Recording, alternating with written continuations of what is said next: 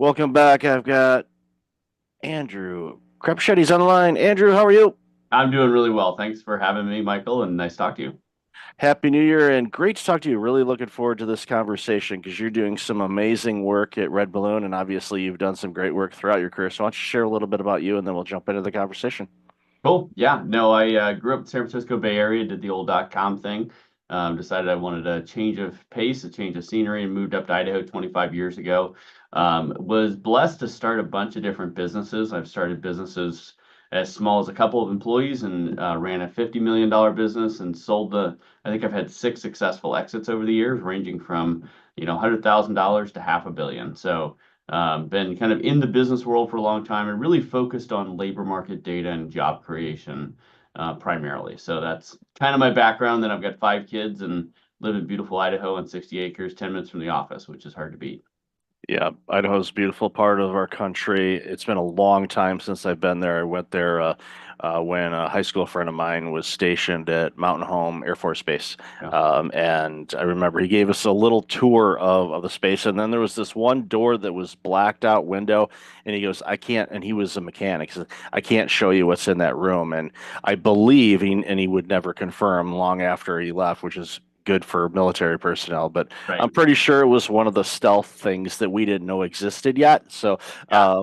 he got to play with all the cool toys. But That's and amazing. That's really cool. yeah, Idaho is just a wonderful part of our country for sure. And the job market, and that's one of those top of mind subjects that Yeah. gets talked about monthly at least, because they'll say, okay, the jobs report will get reported, or you'll hear stories like we talked about in the pre-show where Wall Street Journal's had a couple articles in the past 2 weeks on the job market. One of them was about how for people that are unemployed, it's harder for them to find work. And I think back to not that long ago, during the pandemic, and a couple of years after it first happened, where organizations were having a really challenging time finding people, to now people are having a really challenging time finding things. And you've been in this space for quite a while, and what are some insights that you want to share for not only for candidates but for businesses as well? Because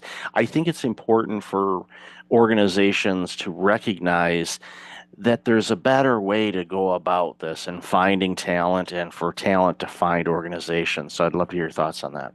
Yeah, no, it's the labor market's I don't know. I've always found it fascinating. And at the end of the day, it's people, right? And I think a lot of people forget that when you read those reports by economists, like we created 264,000 jobs. Well, that means that 264,000 individuals now have a career that they're, pursuing, they're trying to do well at. Right. And it's very easy when you have very large numbers, particularly you look at the US labor market and economy, to forget those are people involved, right? But the reality is that a job is a very defining feature of your life. It's not the only defining feature, but it's one of the major defining features. When you meet someone new, you ask them, what do you do? And you're asking them what their job is, but that question betrays that a job is more than just a 9 to 5 hobby. It's a defining feature. It's how you bless customers. It's how you build a community. It's how you build an economy. It's how you take care of your family. And so I guess I always like to well, let's remember there's humans involved. It's not just big job numbers. And the labor market has changed quite a bit. If you look over the last 10 years, the JOLTS report, which is the jobs and labor turnover report, basically how many open jobs are in the economy. We used to have 3 to maybe 4 million open jobs, and these are job postings out in the economy that are not being filled right now or are being filled, but then new ones are backfilling them. So 3 to 4 million open jobs. We went through the COVID massive disruption to the labor market and then came out of that. And we actually started peaking out at over 10 million open jobs in the labor market. So you had this weird kind of dynamic that happened in the labor market in the economy where people were receiving, whether it was COVID checks or they were afraid to go back to work or whatever reason, they didn't want to jump back into the labor market after being displaced. I think a lot of them lost faith in the labor market. They lost faith in the businesses. They felt like they didn't have any loyalty with the businesses that were hiring them or used to employ them and laid them off. So all of a sudden, the businesses were desperate to fill jobs. And I remember talking to a lot of businesses during that time period, and they really had to shift their mindset from, look, the labor market is not a vending machine. You can't just put in a quarter and get out a great employee. You need to be building an employment brand. You need to be building a talent network. You need to have a strategy around building the talent that you need for your business to be successful. And so businesses, I think, are starting to come to grips with that. But then, even though the unemployment rate continues to be very low in the, barely over 4%, people are having trouble finding jobs a lot more than they did even a year ago, which is really interesting to me because this economy has been dealing with the headwinds of inflation, of taxes and regulation, and honestly, the economy has been dealing with a lot of unknowns of what's going to happen with the election, what's going to happen with different state policies, natural disasters, et cetera. So all these things are coming in to play for these businesses, and they're starting to come to grips with this. But then the economy is kind of slowing down right now, and people are struggling to find a job. It's taking them longer. The average time to find a job in America is pushing 4 months right now. And you think about like, well, okay, what's 4 months? Well, if you're not getting a paycheck for 4 months, um, you really feel that and your family really feels that. And it's not just the money side, although that's a big part of it. It's the stress and anxiety of the job search process. And speaking of the job search process, I would say in a lot of ways it's really broken right now because, put yourself in the shoes of a job seeker. You are applying for a job and you're saying, "Hey, I think that my skill set would be a good fit for your business." And then most businesses aren't even responding to you. They're just ghosting you. They're not even giving you the compliment of a response. And those who do respond to you are saying, no, you're not a good fit because of a variety of factors. And you're not even given the opportunity to say, hey, wait, let me explain why I think I was a good fit for that job.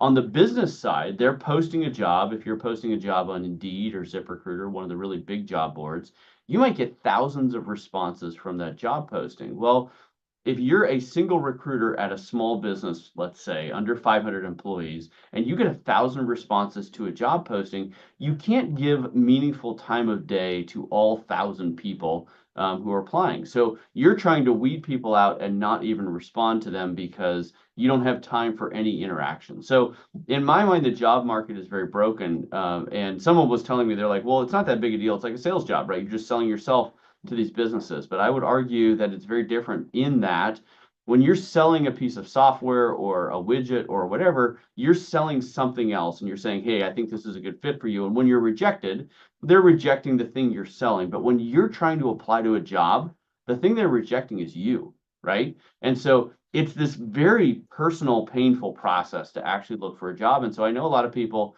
who don't even want to jump in and then they find out that they need to grind for 4 months and it's not as easy as they thought it would be. So anyway, now I've painted this horrible picture of what the job market is today, but unfortunately that's a reality. And that's what people are dealing with. Businesses are overwhelmed with applicants who aren't a good fit, and applicants are ghosted or not given the time of day or given the opportunity to fight and say, no, I really could do this job. Give me a chance. And so all those factors are playing into a very difficult labor market right now. Yeah, and I've seen it, and we know, split time between San Diego and Toronto, completely different things, and the dynamic of the 51st state, I find quite entertaining, and that's a completely different subject for another day, because Yes, right? I'm a dual citizen, and I can vote and screw up two countries, and I take that very, very seriously. But the job markets are very similar, where in that it's very difficult for people to find opportunities. It's taking them longer. Yeah, There's the fake job posts and all of that, which is right, annoying. It's like, don't, if it doesn't exist, don't play. Come on. It's like you're right. wasting time by doing that. But, we're seeing in both markets, unfortunately, because if you don't get paid for several months, well, you have no revenue coming in, then that's problematic. And we've seen that with the amazing spike in demand for food bank services and homelessness and all of these things where for years, homeless, and I've worked in the sectors that, dealt with it, usually on average, 3 to 4% of the population will be homeless at any given time because of mental issues. Just they don't want to be around people. There's all kinds of different things. Well, now, those numbers in certain markets have been increasing, and it's not because these people are having mental health issues. It's like they can't find a job. That's right. Or That's right. and it's it's a situation where they go to apply, and even at a place that used to be a turnstile type of place, we'll pick on the fast food industry. It's like that's just a constant turnstile of teenagers, and that's how the system has been. You could argue that's broken as well, but Right. to the point where someone says, "Okay, I want to apply for that," and they'll look at you and they'll go, "Okay, you're in your mid 30s or early 40s," and they're like, "You're a flight risk. You're only taking this until you go. I don't want to bother with training you." So here's somebody that's willing, able to work, wants to work, and they're not even getting a sniff. And it gets to the point where people are like, you know what? Screw it. I'd rather sleep in a tent and deal with the food bank than have to navigate all that stuff.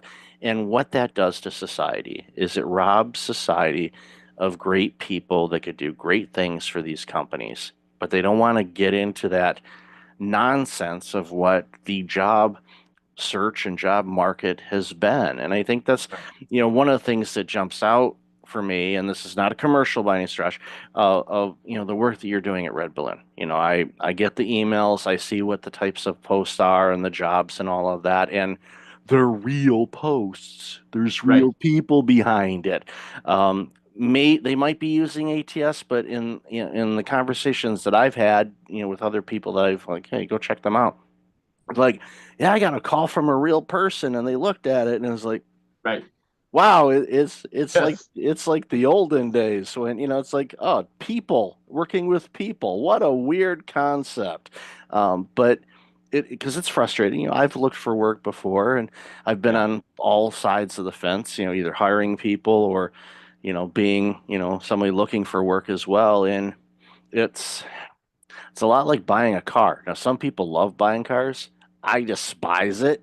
Yeah. Most I people don't. Yeah, it's like no, it's like the haggling and negotiation. Some people are all in on that, and like I'm gonna get my best deal. Where I'm like, just set a price. I'll pick the vehicle that I can afford. I'll buy it. Make the Right. transaction easy. It doesn't have to be complicated. It's like here's the job. Do you have those skill sets? Yes. Okay. Let's talk about your personality. Yeah. What's And culture important to fit. you. And And oh, yeah, those culture things. is a huge thing. And Yeah. Yeah, for and sure. I've shared this story before. I ran multi-site medical care clinics for several years, and I was looking for a receptionist, and I got 900 resumes, and I'm like, okay, how do I go about this? Well, I took the time to look at them, and it took time, but A I'm like, lot. I am going to look at these, and I got one, and it jumped out over the others, and the doctors thought I was absolutely bonkers for doing this. But the receptionist that we hired had no medical experience. I turned down other people that had medical experience. She didn't have medical experience. So the doctors are like, "Are you out of your mind? Why are you hiring somebody that doesn't know the industry?" It's like, well, one day somebody hired me as the executive, and I wasn't in healthcare, so Right. work with me on this. The reason why I hired her, one was personality. She was outgoing, could handle everything. Secondly, she had worked in for a cell company's customer service retail. So she's dealing with people that are complaining that their iPhone costs too much or that plan isn't working or my this or that. So she anything that she's dealing with, unless she's trying to sell somebody on it, she's dealing with unhappy customers. I'm like, you're going to be dealing with unhappy, sick patients. They're going to be mean. They're going to say some Right. things that they shouldn't say. Are you okay with that? Yes, I've had this experience with that. So I hired her. So again, doctors were originally mad at her, and she was, and I definitely want to get your thoughts on this. She was commuting a long way to get to our clinic. Hmm. She had like almost an hour each way commute, which was a long, for a receptionist role. That's a lot. So she'd been with us for a couple of years. The doctors long forgot about her skills, thought she was an all-star. I was, looking, in the trades and all that kind of stuff, and I saw one of our um, partner clinics, not necessarily a partner, but same kind of group, had an opening for a receptionist role and slash office management type of assistant thing. And that location was 20 minutes from where she lived. So I called the director at that clinic and I said, I got a person. I don't want to lose her, but she lives 20 minutes from you guys, and she's Right. absolutely amazing. Would you be willing to interview her? Yes. Yeah. So she went on the interview. She got offered the job. She was back and forth on. She did not want to leave us, but I said, okay, you're gaining at least 40 minutes a day. So Yep. multiply that. What would you do with that extra time? Um, Sleep in a little bit, get home earlier, do this, that. So long story short, she quit. Doctors are mad at me again how could you get rid of her? So it's gone from why did you hire her to why did you Yeah. let her leave? You gotta trust me, all right? Yeah, exactly. It's like, so I've seen everything. And I said, because I wanted what's best for her as an Right, individual. right. Long story short, a couple years later, she was promoted to office manager, and now she's assisting running that clinic. So she Yep, went from working for a cell phone company as a customer service person to yep, running a medical clinic office. Why? yep. Because I believed that she could do the job. Well, and she Right. had the right character, she had the right work Oh, yeah. ethic, right? All those things, and you were able to see that.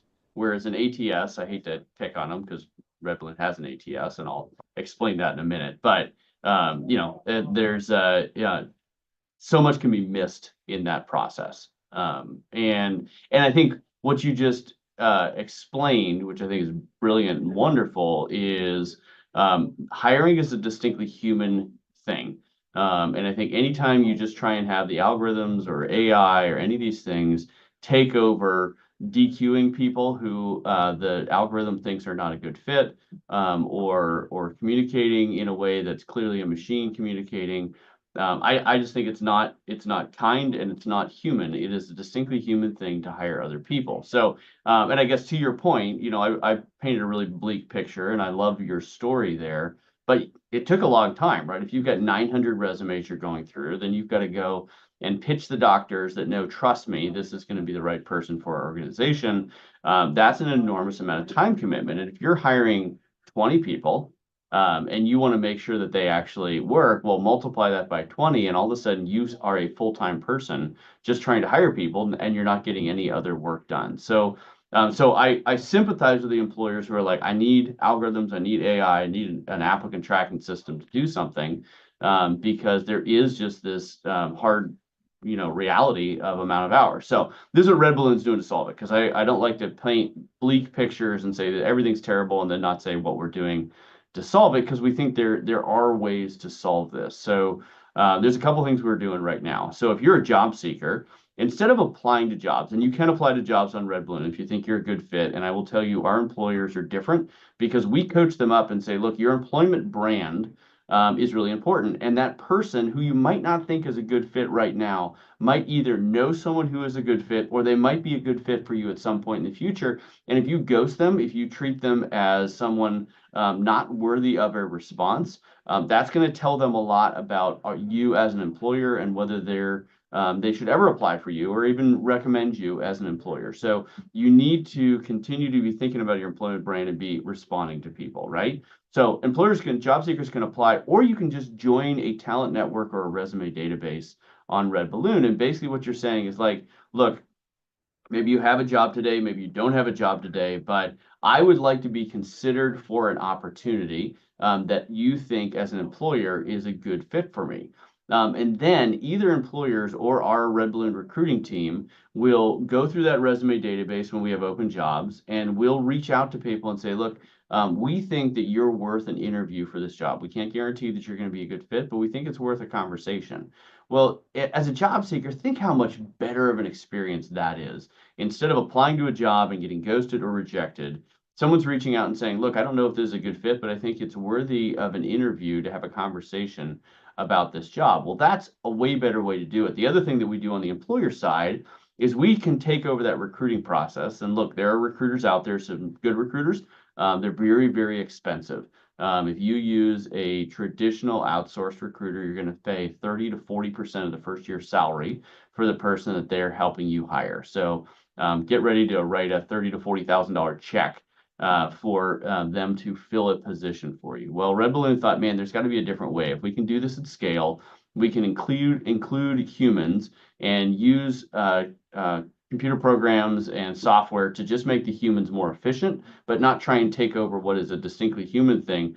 of looking someone in the eyes, getting on a video call, actually understanding, you know what, you're a person of character. And while you might not have all the skills today, you're going to be an awesome fit for this company. So we will actually take over that recruitment process, and we will do it for under $10,000. And we've filled CFOs and CEOs, and we've filled executive assistants when you've got a small business and you know you need the right person, but you don't have the time and energy to do it yourself. We're going to save you tens of thousands of dollars and actually have a human being talk to people who might be a good fit for your company. So that's kind of, and we're trying to build that at scale because we believe that job seekers have the right and the dignity to have a conversation with a human being. And we believe that businesses, if you're a small business, you simply don't have, we estimate it should take 30 hours to run a good hiring process. 30 hours, right? Well, imagine that if you have 10 people you need to hire. Well, most business owners don't have 300 hours that they can devote to hiring. They need to be running their business. And so that's what Red Balloon does. We take over the hiring process. We do it for way less than a traditional recruiter. And we try and give job seekers the dignity of a human conversation because we think they deserve it.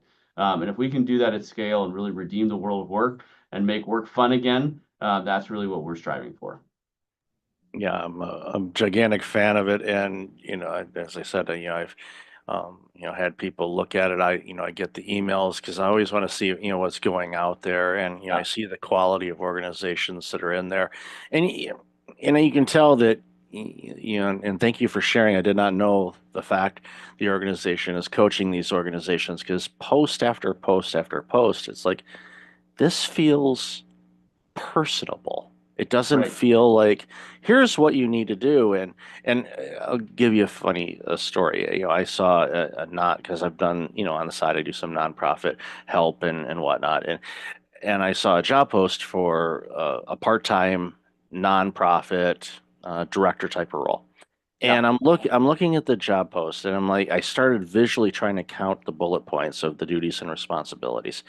And I'm like scrolling, I'm like, and my original career was accounting, so I can count, but I'm like, there's too many bullet points. So literally, I copied the post, I threw it into ChatGPT, and I said, "Hey, ChatGPT, how many bullet points are in this job post?" 57 was the last one. 57. And Right. then, of course, other duties is assigned, which is the that's the Right. catch-all. The Those total other catch-all. And there's like probably two human beings on the entire planet that check all 57 of those boxes, right? Yeah, yeah, that was the volunteer board of directors sitting around the board table coming up with a wish list instead We of, should do okay, this. We should do that. what, hire some, what do you want, who are you as an organization and what do you want to do? Right. What's your mission? Who do you want to accomplish? What type of person do you want in this role? Not skills. Skills can be taught. Correct. And we've got countless stories about that. But what do you want that person to be like? What do they need to have from a personality standpoint to be able to succeed in this job and deal with you bozo board members? Did I say that out loud? I'm sorry. Yeah, that's right. Editor, We have not mentioned names. We will protect the guilty. editor, don't remove that. Okay. That's right. But again, your organization is helping organizations return to the people business and the human business, and long overdue. And I celebrate, the work that you're doing and important work. And like you said, it's not easy out there, but organizations like you and your team will make it easier. So, That's love right. this conversation, Andrew. Where can people find out more about you and Red Balloon and everything else you're doing? Yeah, go to redballoon.work, not .com. That's where you'll find a party supply store. And we actually think work is a good thing. And so that's why we thought redballoon.work would be a good thing. And look, if you're an employer and you want to hire someone who's going to be a great culture fit, and you don't have the 30 plus hours that you need to devote to that whole process, but you don't want to spend $50,000, please reach out to redballoon.work. We believe that there's a better way to hire, and we've done this for many, many hundreds of employers. Also, if you're a job seeker and you find the job hunting prospect just discouraging, go ahead and fill out a profile on redballoon.work. You're now part of a database um, of job seekers who care about meritocracy and hard work. and showing up and providing value. And you never know, you might just get a tap on the shoulder and say, we have an opportunity that might be a good fit for you. And you don't have to go through all the pain and anguish of rejection while still being involved. There's obviously jobs you can apply to, would encourage you to do that. And then the last thing I'd say is if you want to follow me on LinkedIn, I try and have a daily post about how do you build culture, how do you hire well, how do you interview well in a job. Have a hopefully good content out there, and that's where I put most of it. So follow me on LinkedIn, Andrew Crapuchettes. There are not a lot of people with that last name out there, so you're pretty safe to know that it's going to be this bald guy. And I'll definitely have all of that information in the show notes. So, Andrew, thank you for being you. Thank you for this awesome work, and really appreciate your time today. Thanks for having me. Everyone, have a great day. Welcome back. I've got Doug Drysdale. Like, Doug, how are you today? Hey, I'm doing great, Michael. Thanks. How are you? Good to see you. Great to see you. Really, really looking forward to this conversation as we talked a little bit in the pre-show about this. So, why don't you share a little bit about you, your company, and then we're going to jump into this very important conversation around mental health. Yeah, happy to do that. And thanks for the opportunity to talk a little bit about what we're doing. Like my background, I've spent 35 years building drug development companies of some form or other.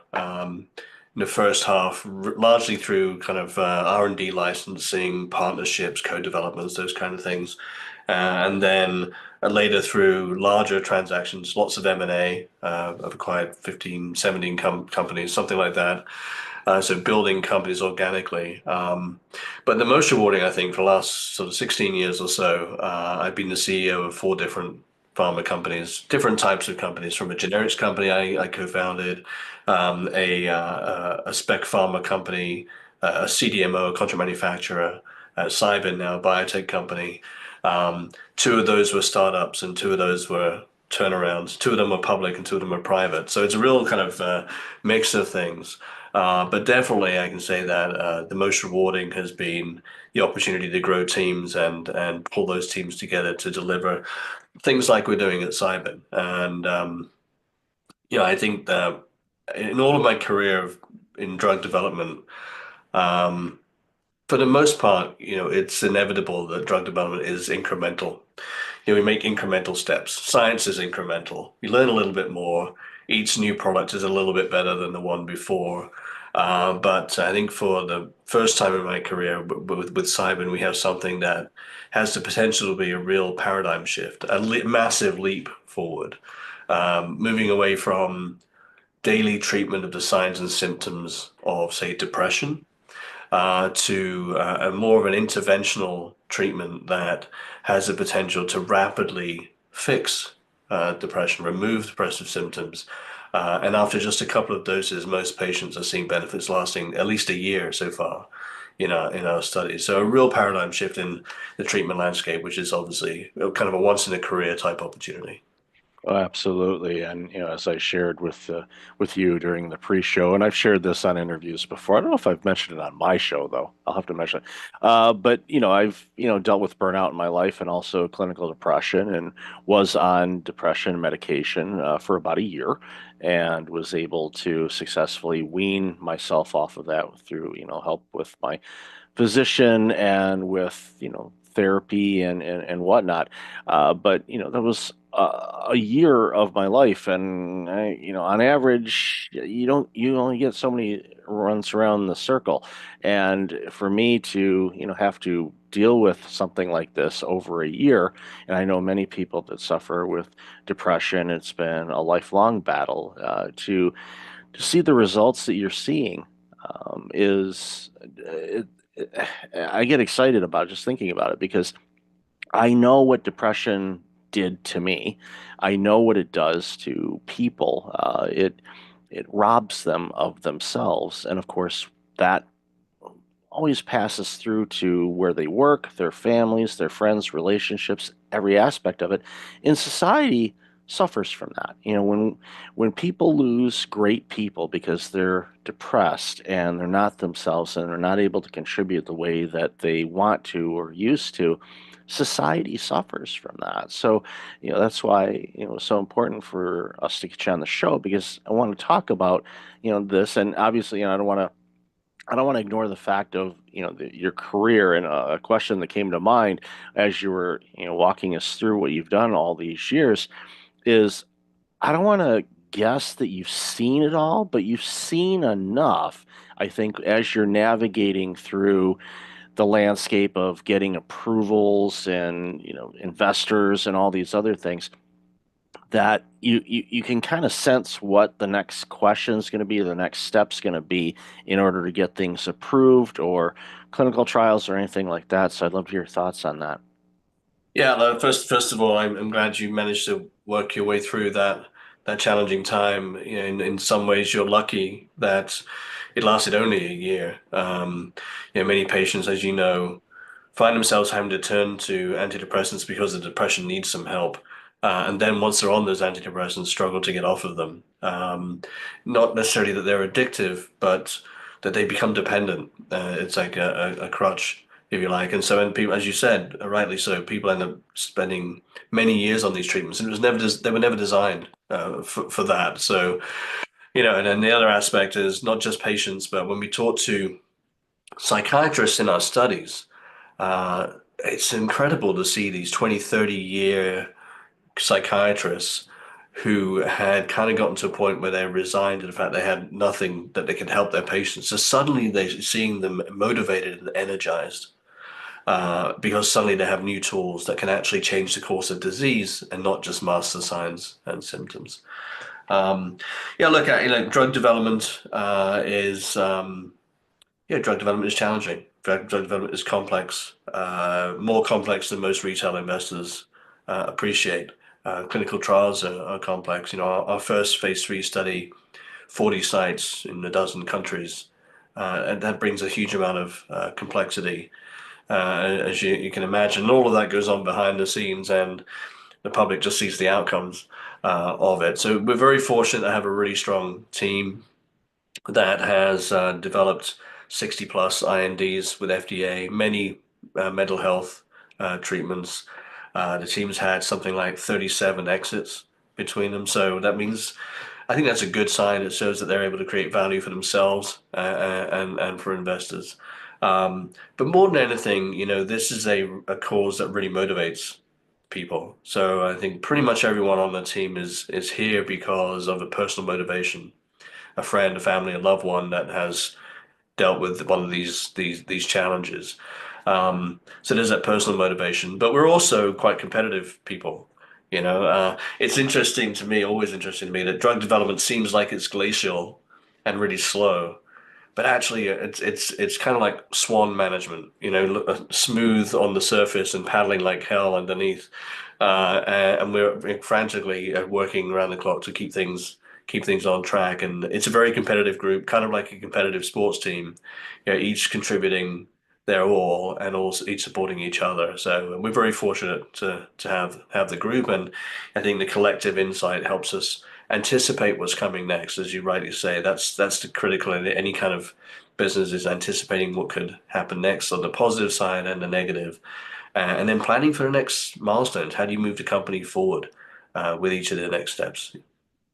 Well, it's important. And as you were talking to, I started thinking about, all of the regulatory things. Of course, you've got the FDA. That's just talking about the U.S. This is a global product, so you've got all the different variances on that.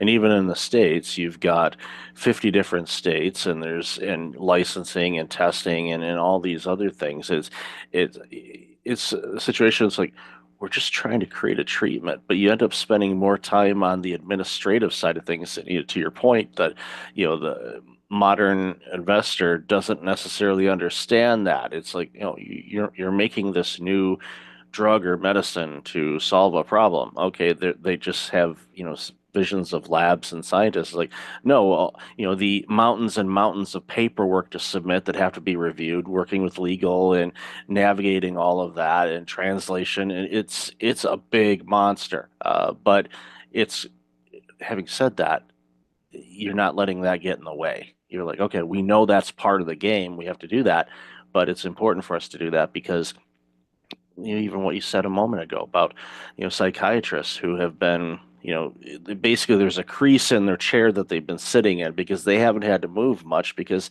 there's only so much that they could do.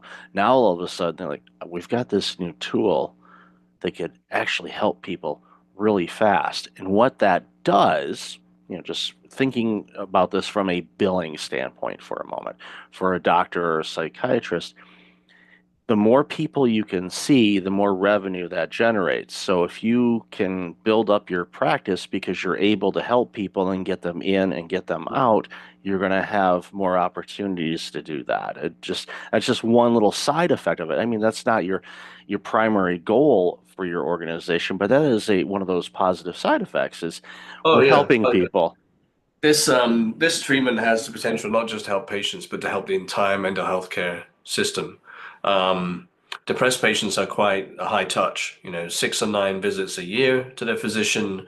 As you'd expect, they're trying to tweak the dose of the medication, or maybe they're switching to a different one because they can't tolerate the previous one, or they're dealing with side effects like insomnia and they want something for that. Um, or they're more likely to have increased blood pressure, more likely to have diabetes, for example. So there's lots of comorbidities and lots of system interaction. Um, the other aspect is that we have a pretty limited number of psychiatrists in the US and in pretty much everywhere, actually. And only about 18% of psychiatrists are available to see new patients because these patients take so much time.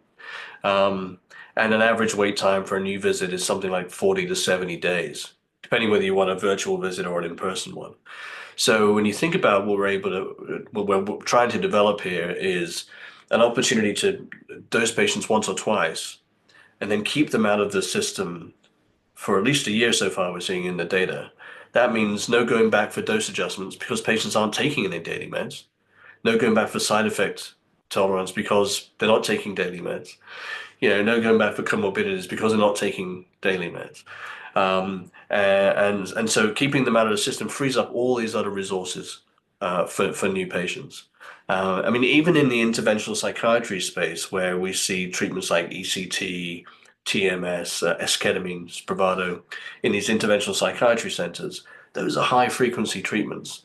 Esketamine is dosed 26 times a year, so patients are coming in every 2 weeks. That's pretty tough on these centers that have very limited space. So if we can reduce 26 visits to two, these sites can see a lot more patients. We can deal with the problem a lot more efficiently.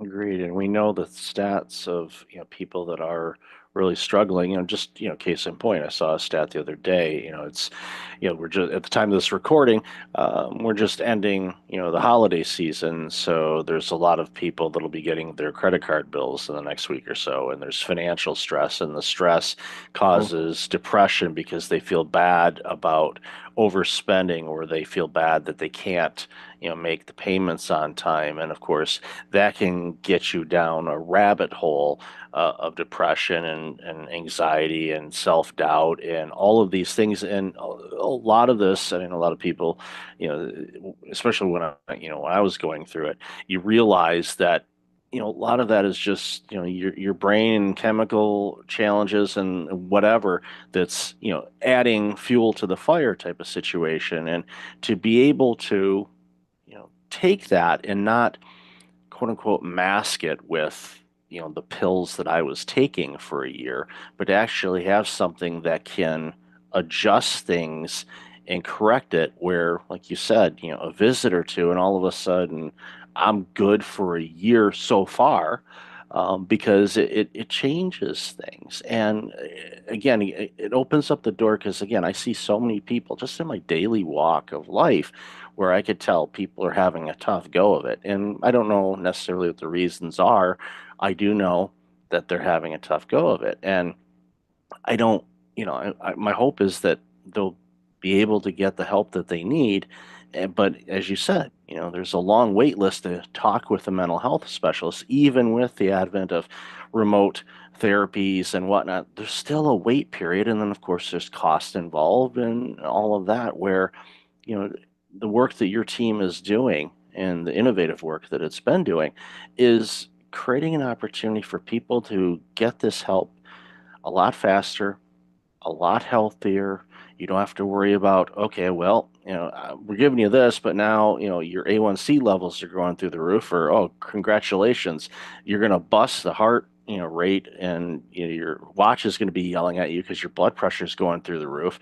You won't have that. And I used to work in primary care as an executive, so I see the patients coming in, and I know the challenges they're having, and a lot of it is, basically playing whack-a-mole, and that's tough on a doctor because they have to figure out, all right, what are all these different combinations of things, and to be able to use, what your team has come up with.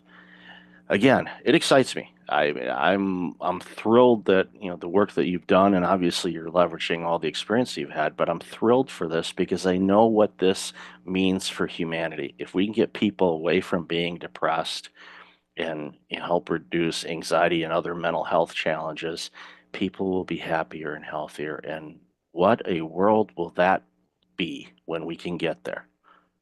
Yeah, no question. And obviously there's a big link between metabolic health and mental health.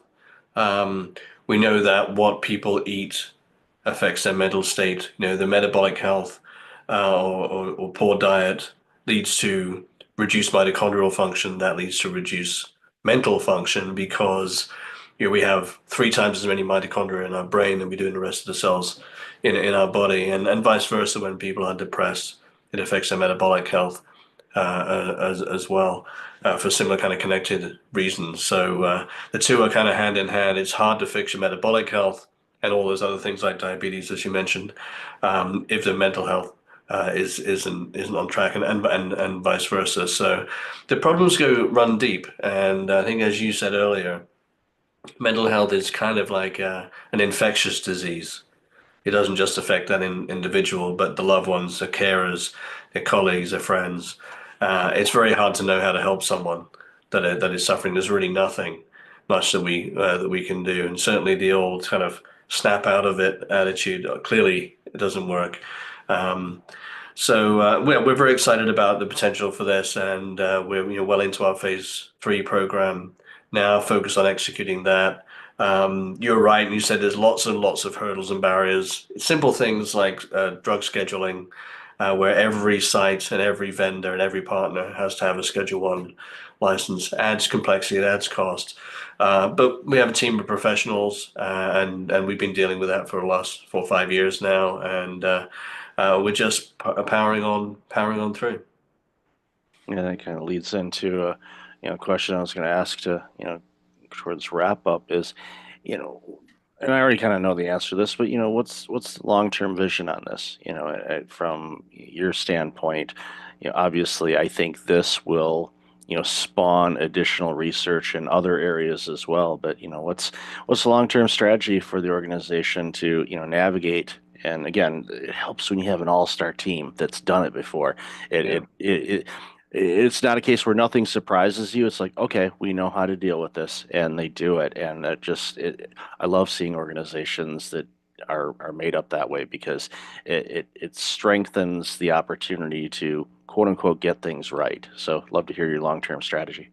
Look, I mean, we're fortunate in that depression studies can be quite challenging, typically, in that when you're dosing patients every day with a psychiatric condition, and then you're comparing that to a dose of placebo, those placebo patients are getting some kind of positive input, if you like, or, so they're taking this placebo, some reinforcement, if you like, and so the placebo effect can be quite large in these studies, and then you get a failure to separate the active treatment from placebo, typically normally because these treatments have fairly small effects historically. We've got two things working in our favor here. One is we're seeing much, much larger effects, 8 to 10 times larger than with traditional standard of care, and we're not dosing every day in our studies, nor with placebo. So the separation risk is gone. We've seen just tremendous results in phase 2, 70+% remission rate, sorry, at 12 months, 100% response rate at 12 months after 2 doses. So going into phase 3, we've removed a lot of the risk. So now it's all about execution. When we think about the long term, this is just the beginning of a platform. So we know that these treatments very likely will be successful in depression, anxiety disorders, but there's plenty of anecdotal and academic evidence to show that there are many other conditions that these could be helpful for as well. Bipolar disorder, OCD, postpartum depression, cluster headache, migraine, neuropathic pain, substance use, opioid use, alcohol use. I mean, these are conditions that collectively affect in the US alone maybe a couple of 100 million people. So we're not talking about niche applications here. We're talking about mainstream applications on the scale of, the GLP-1s, Wegovy, et cetera. Ultimately, once we look a few years down the road. So our hope is to focus on this phase 3 approval in depression, and then leverage off of that experience and the impact we can have on the depressed patient community, and leverage that to help many more people with a lot of other conditions. And really try to change the mindset to move away from daily chronic dosing of pills every day to something that's more interventional.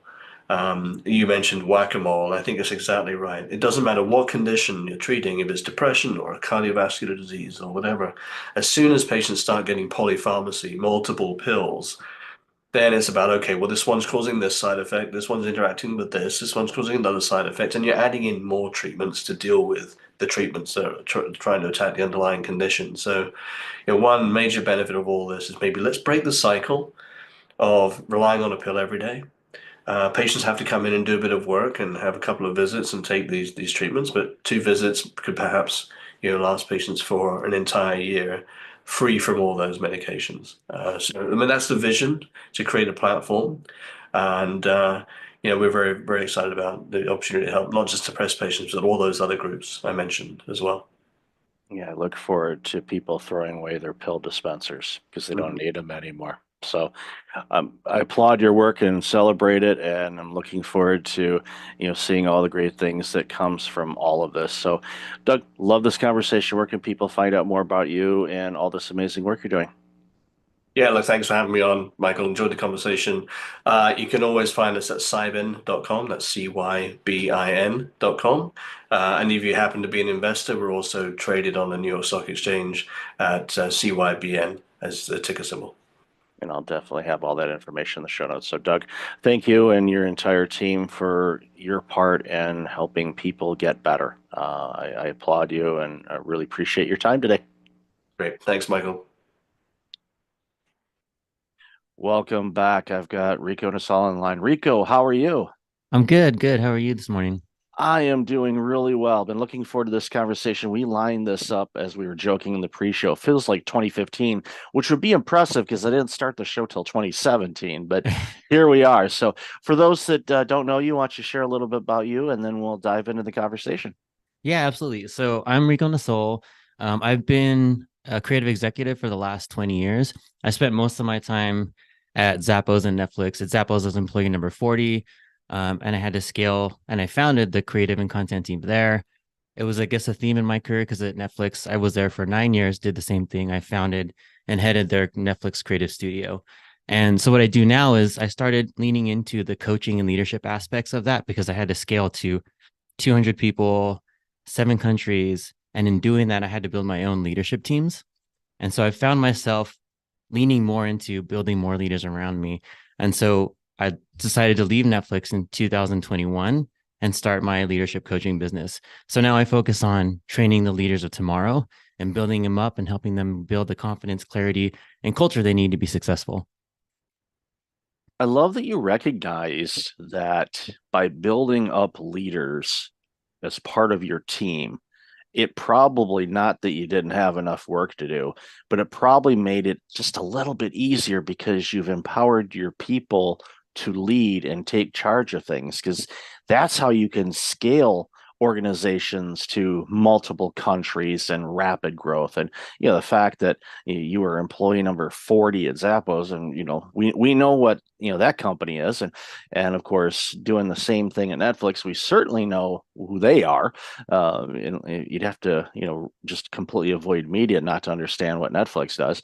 But the fact that you were in both of those organizations in the early days, and obviously watch it grow and expand to, household names and, just gigantic companies making a huge impact on people. It's got to be gratifying for you. And also, just another thing to commend you on too, and I want to hear your thoughts on this is, the fact that you did all these things and then you said, you know what, I can do that at Netflix too, because you picked up tools along the way. So what was that process like as you were building things up and recognizing, okay, I need to make my leaders leaders and, to scale this thing to where we need it to get?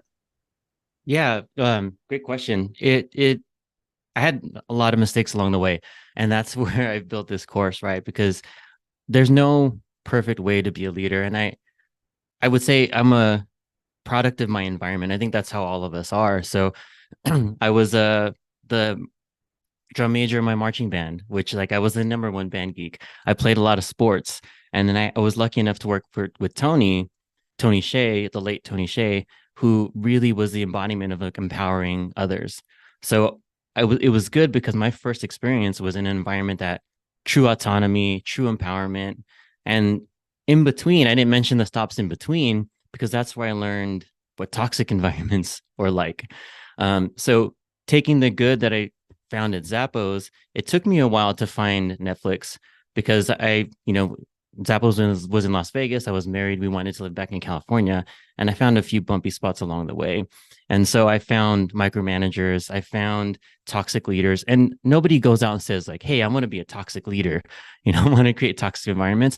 But like I mentioned, people are products of their environment. So if they don't know any better, and a lot of these companies don't have great training programs, what I've seen is a lot of companies will take the best performing IC who's maybe good at the process and promote them as their leader. And it's one thing to manage process, but as we all know, leadership is about leading people. And so if you just were in charge of process, great. But if you need to inspire and motivate people, nobody's training these folks how to do that. So one of the things I had to learn was, one, I can't do my old job and my new job at the same time. So I needed to find people to do the stuff I used to do and then really build succession plans. Train your replacements. If you can train your replacements, that means one, you can move on to do other jobs. You could get promoted yourself. And then two, if you wanted to take a break, because I know you focus a lot on burnout, if you want to take a vacation, who's going to do your job when you're gone for a week, right? If you don't have a good succession plan. So those are probably the biggest things I learned. And if I can leave my job and the business doesn't skip a beat, that means I was successful. It's so important, and so many organizations, they don't invest any time in training, and they've made the mistake time and time again. Okay, you are amazing as a product development person. Okay, you're going to lead the department now. Well, I've never led a person in my life. I don't even have kids. So what's this going to be like? And you'll do it because you know the product. Well, you're not, like you said, and I appreciate you said this. You're not leading the product. You're leading people. You're not doing the work anymore. You are leading people that are doing that work.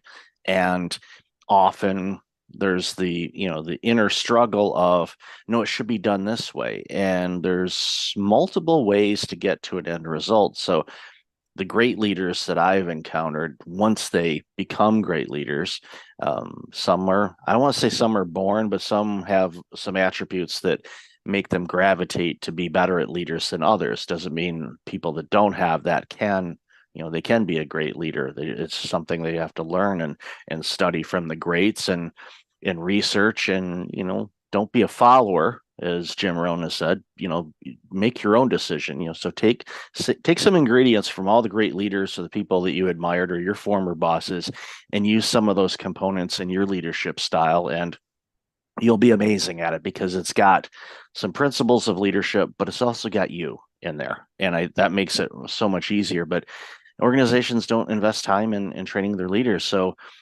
the leaders have to do it themselves, or it's trial by fire, or if they're talking with peers. But a lot of times they're so overwhelmed with all the workload and the struggle of leading and not doing. It's such a difficult challenge for so many people, and that's why we see all the problems we're seeing in workplaces, whether it's micromanagement, stress, burnout, retention issues. All of these things are playing a part, and a big component of it, from my standpoint, is just improper or bad leadership. And it's like you said earlier too, and I want to commend you on this as well. Most people, I mean, there are some, but most people don't set out to say, you know what, I'm going to be a bad leader. I'm going to be a micromanager. I'm going to just annoy the heck out of these people.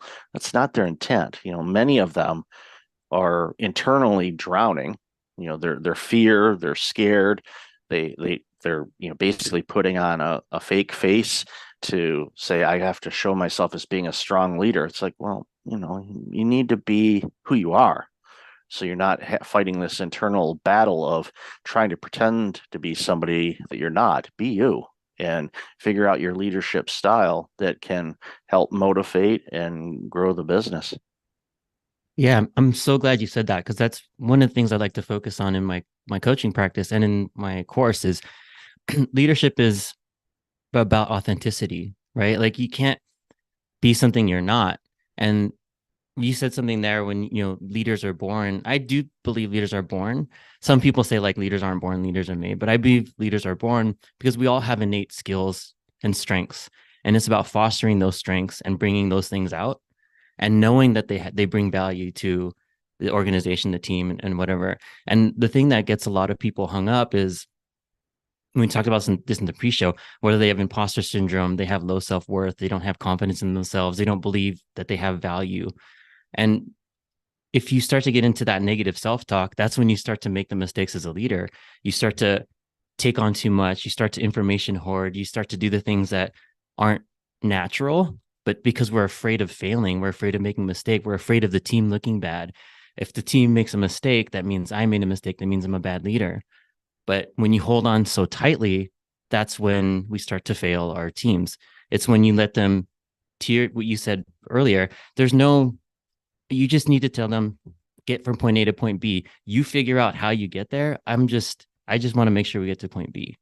And when folks have like this fear of failure, they hide behind things like perfectionism. They hide behind things like, oh, I want to add more rigor. And when people say they want to add more rigor, secretly a lot of them are saying, oh, I just need more people so I can make a decision through consensus because they're afraid to make a mistake. And so there's these things start to creep out unknowingly. And it takes someone to recognize, oh, actually, I want to be a better leader to say, okay, I have imposter syndrome. I have these things. And it's hard to admit it. But once you can admit that, that's when the doors open to great leadership. It's really important. And I know John Maxwell talks about this a lot, in his book, Sometimes You Win, Sometimes You Learn. Going back to, you had mentioned it earlier about, the stops in between Zappos and Netflix weren't the greatest, and we don't need to pay any attention or mention any names or anything like that. But those are learning experiences. And I tell people, it's like if everything was smooth and easy, we wouldn't be challenged. We wouldn't grow. And I know a lot of people, use the adage, no pain, no pain. And it's just natural. We want to avoid it, where our bodies are kind of designed to avoid discomfort and pain whenever we can. But it's those things that provide clarity, and it gives you opportunity saying, okay, now I know that working in this particular sector, or maybe this particular area, most of the companies behave this way. All right, maybe I should look elsewhere to work, or maybe change industries, or take a step back and go, all right, maybe I need to regain something, especially if there's a confidence issue. And I even did this in my career earlier on, where, I was in leadership roles, had a setback, and was looking for new roles. And one of the things I did, and not everybody will do this, but for me, it's like, what, I'm going to take a part-time role doing something that I did years ago. So, we're, I want to say bottom of the ladder, but it was lower.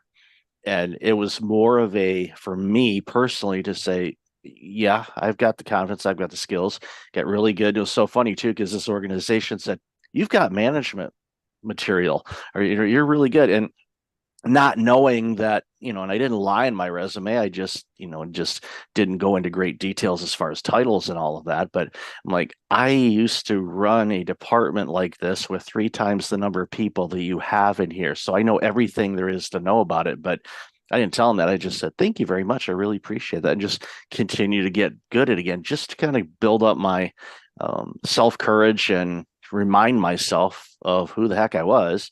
And then, shortly after that, then the doors opened up, as you mentioned before, to a position that was a whole lot better in my wheelhouse where my skill set was, but also challenged me into learning some new things. And it was just one of those, it's not a straight line. Sometimes you can go, okay, let's take a step back, kind of regain things, and then, okay, let's get back into the game. And there's nothing wrong with that. It's actually really good because it reinforces some things, and it may, you may determine, go, you know what, I actually like working in this industry again. So maybe I'll do that. It's our playground. We can do whatever we want. And as leaders, you have that autonomy to do that. But as great leaders, you allow your people to do that as well.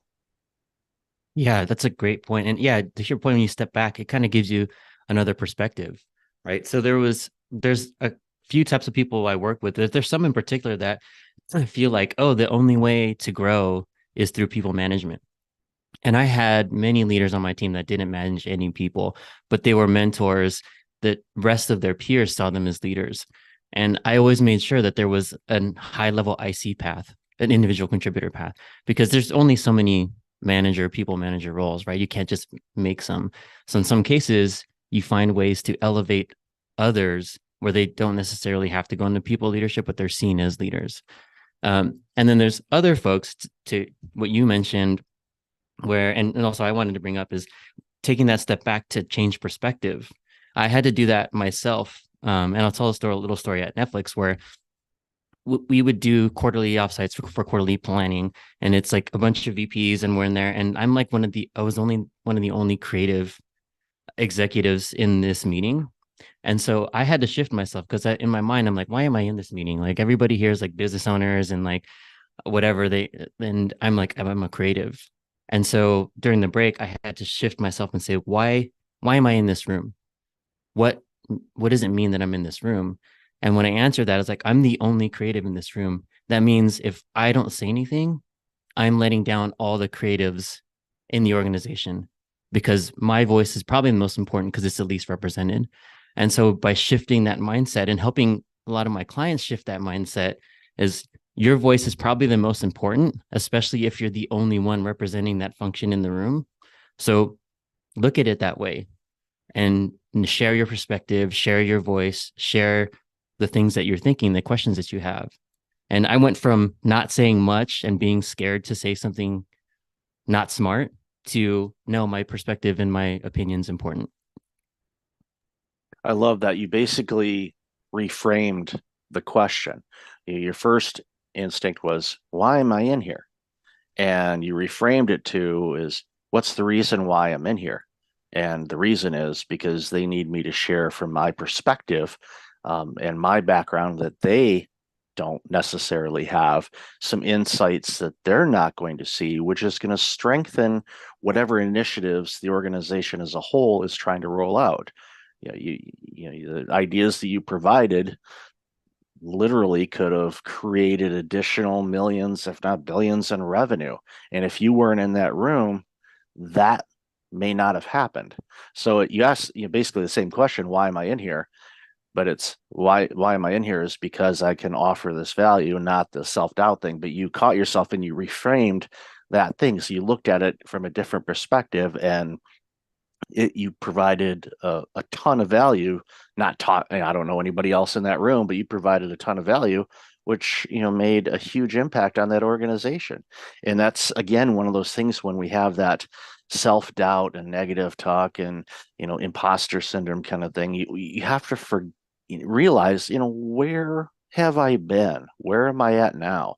I mean, sure, if you were and I'm not picking, let's say I'm not even going to pick a title because I don't want to make fun of any title because every person's work is important.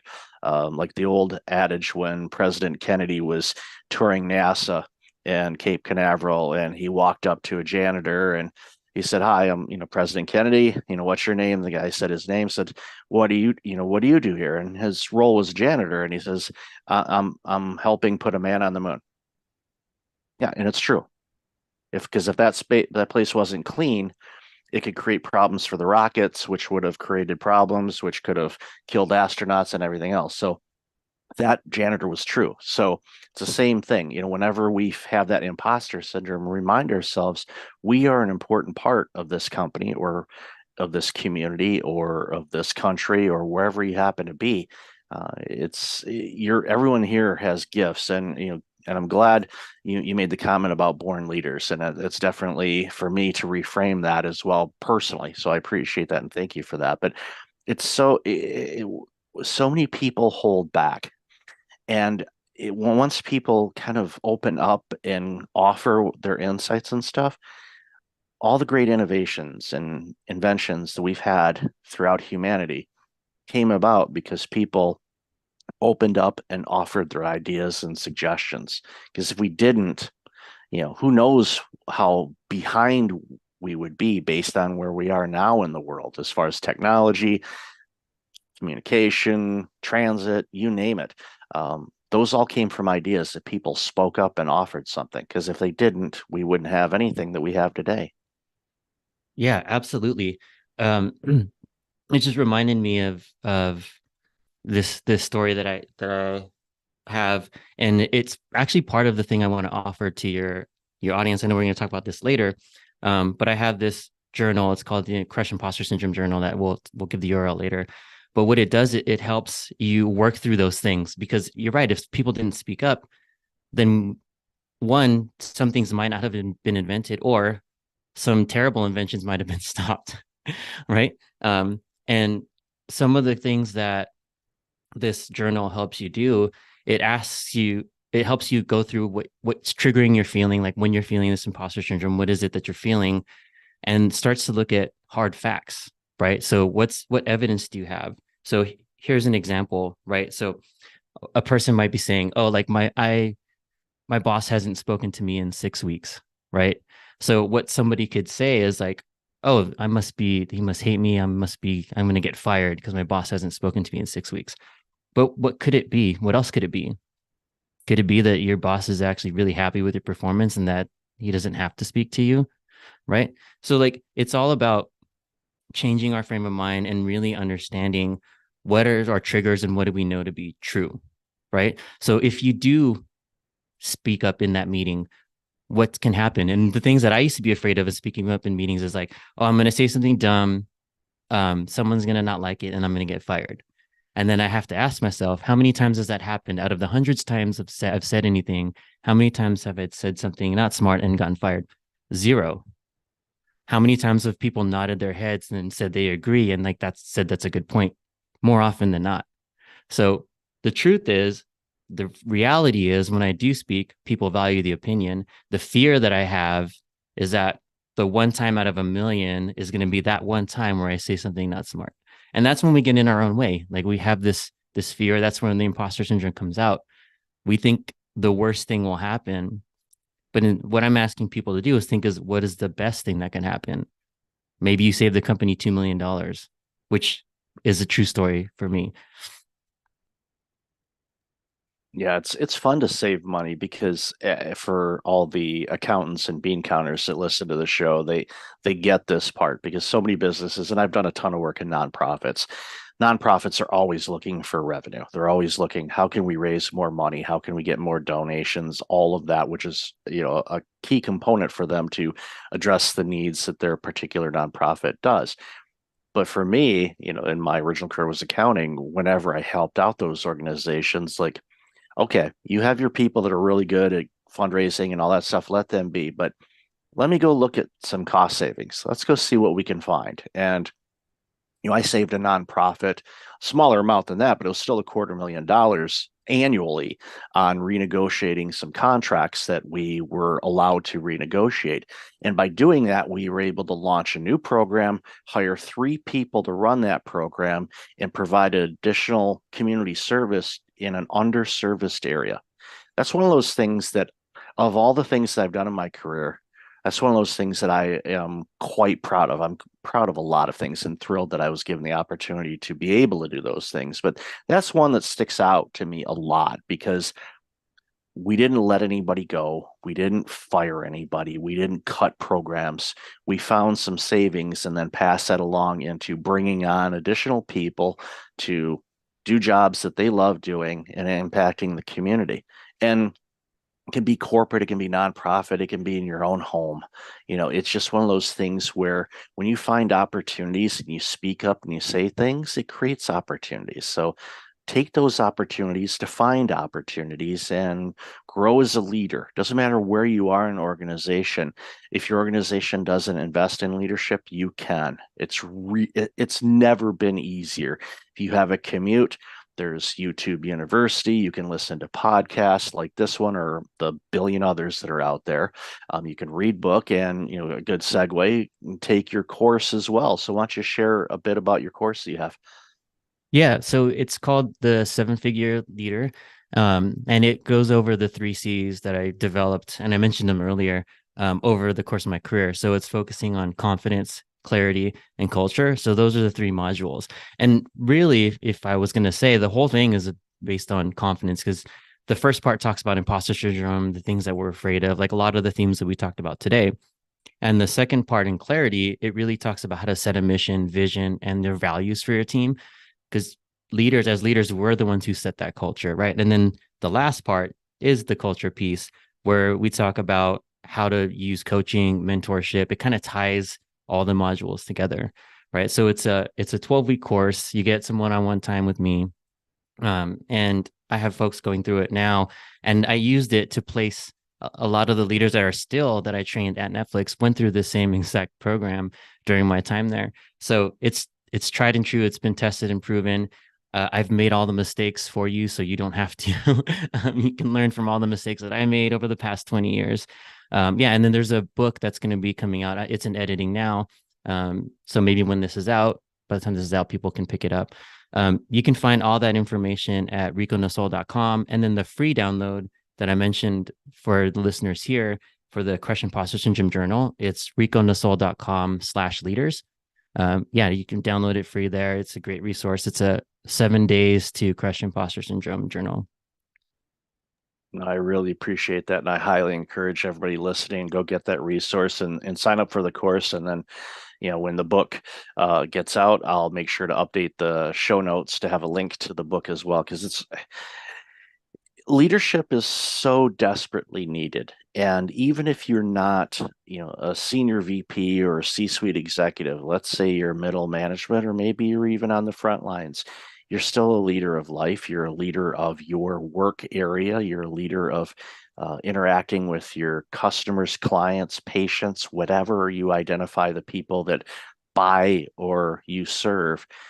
You add these things, you get rid of that imposter syndrome, because everybody struggles with it. Doesn't matter what they do. If you can get on top of that and reframe what's coming up into your mind to remind yourself of who the heck you are. Usually I say a profane word, but I'm not going to drop that one here. I'll give you a hint. It starts with the letter F. Just remember who you are, because you have accomplished so much in your life. And you still got a lot to do. And this book and these resources and this course will be a great thing for you. So, Rico, thank you so much for your time. Like I said, I'll put all that information in the show notes. Really appreciate you. Congratulations on your career thus far and all this amazing work you're continuing to do. No, thank you. I really appreciate it, Michael. And yeah, it was great being here. Great chatting with you.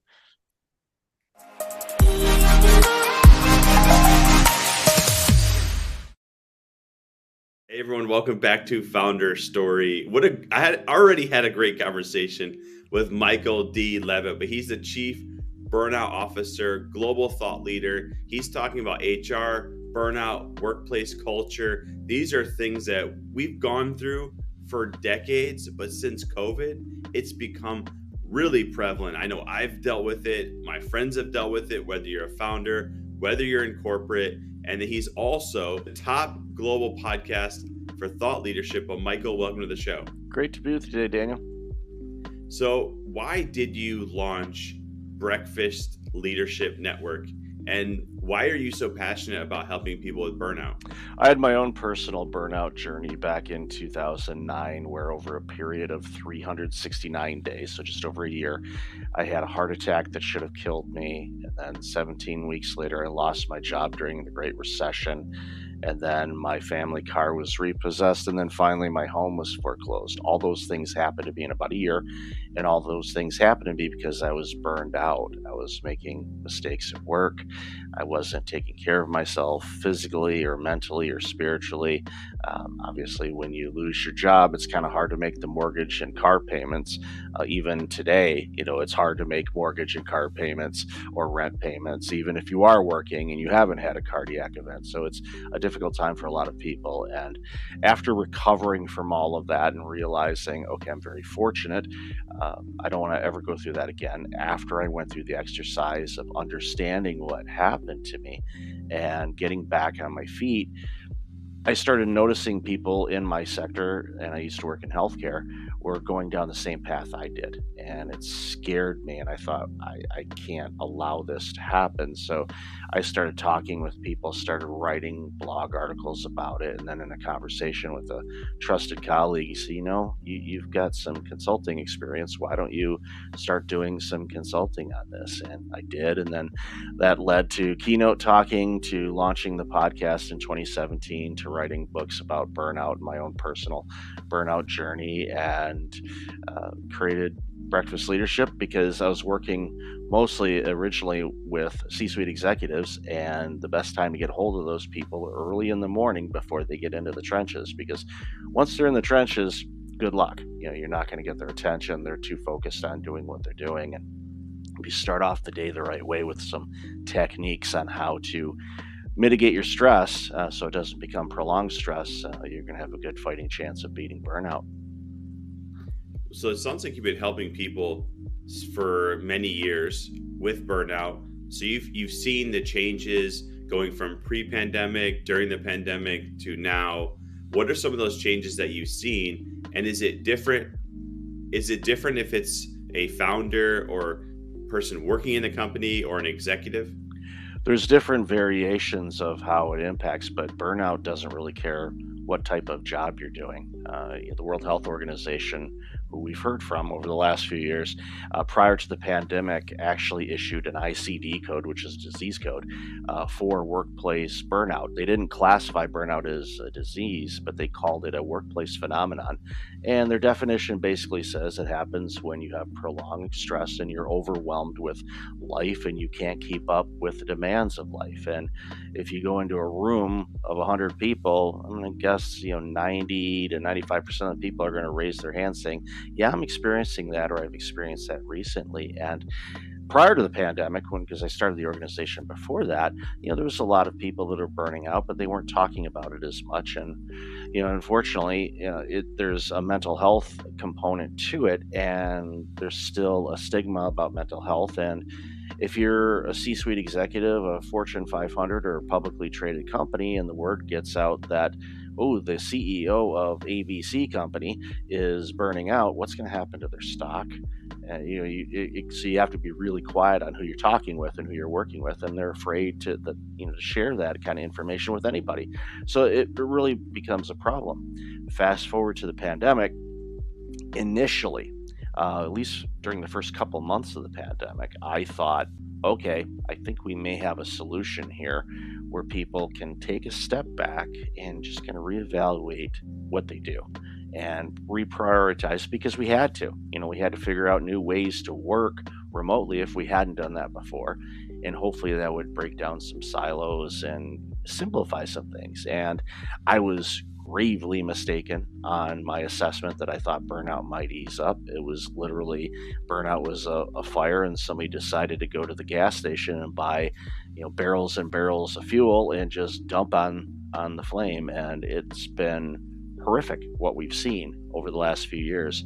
Industries, you name it, education, healthcare, legal, grain elevator farmers, orthodontists, dentists, every industry.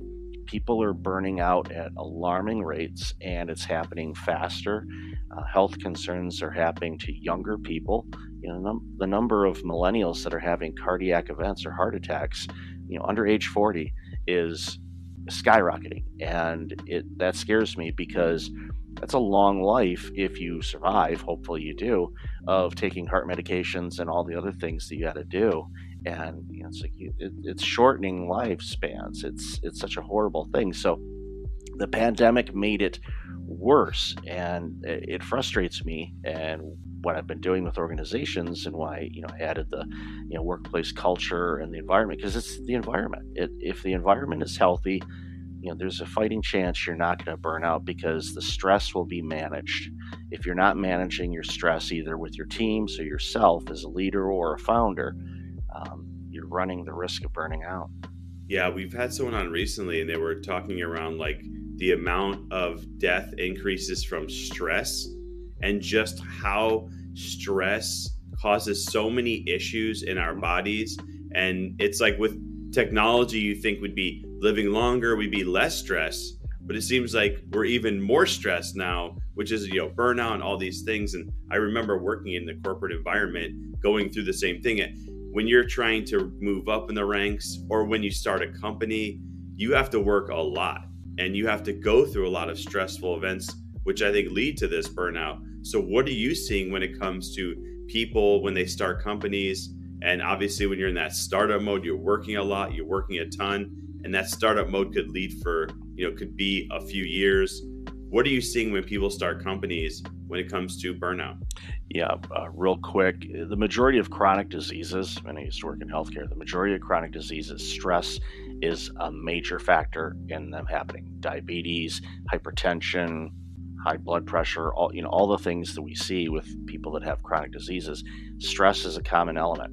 And if you don't know how to manage it, it can be problematic for founders and new business starts and solopreneurs and all of that. There's an underestimate of how many hours you're going to have to put in. And you say, okay, I'm going to be a consultant for attorneys on this. Okay, great. Doing that in the face-to-face and working with legal and talking with them about whatever you're consulting on is great. However, the running of a business, there's so many different things you have to do. You have to look at branding, online marketing, websites, hiring if you have enough revenue coming in to bring in people, outsourcing. Even with the new technologies that we're seeing now with AI, everybody's like, oh, it's going to make it simpler. And to your point, technology, and I think in many ways, has made things more complex instead of making it easier, because one, and especially with AI right now, we're overwhelmed with options and choices. We don't know where to even start. And if you subscribe to 2 or 3 AI newsletters, they're going to throw at you maybe 50 or 100 AI tools. So you're going to get overwhelmed and you're going to stress out just by the choices, the multiple choices. And a lot of entrepreneurs, unfortunately, try to do everything. And if you try to do everything, you're going to do nothing. You're not going to accomplish anything. So understand it is a marathon and not a sprint. I know in many cases when people launch businesses, they're doing it out of financial necessity. Maybe they were laid off, or they're tired of working where they work and they're starting this on the side, basically. And sometimes people are like, I got to get this job going and running fast and making a bunch of money right away. The odds are against you in making a lot of money initially, unless you find something that is spot on what the market needs right now and there's high demand. If you find that, congratulations.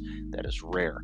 But you can make money in the long run, but you have to prepare and kind of get set up in a way where you can be successful along the way. You have to learn how to say no, and that's really hard, especially when you're trying to get customers. Those first few, you're going to say yes to everything under the sun because you need the revenue, you need the money to build the company and all of that. And that's a common thing I see with people is they make decisions that seem like good decisions, but they overwhelm themselves. And then it gets to the point where they're so overwhelmed, you start missing things, you start making mistakes, you're not clear-headed. And when you're running a business, clarity is king. If you don't have that, you don't have an idea of where you're going and how to pivot or adjust when things like, I don't know, pandemics and inflation hit, you're going to be in deep trouble. Wow, yeah, it's a lot. It can be, I think it's very overwhelming. Like you had just talked about, just everything is overwhelming. Like you're saying, advancing in technology, and then you have the economy, then you have to make money, and you have to provide for, like, there's so many things that we have to deal with internally, and working on those things can be very challenging. I think most people don't seek help, they just go through it. Right. And as you go through it, it just gets worse and worse, and it builds up. So I'm glad that you were helping people. Love the show that you have. So if people want to get in touch with you, they want to listen to your show, they want to get you for keynote speaking, they want to see about your consulting, how can they do so? Best place is go to breakfastleadership.com, and up at the top there's links to all kinds of different resources.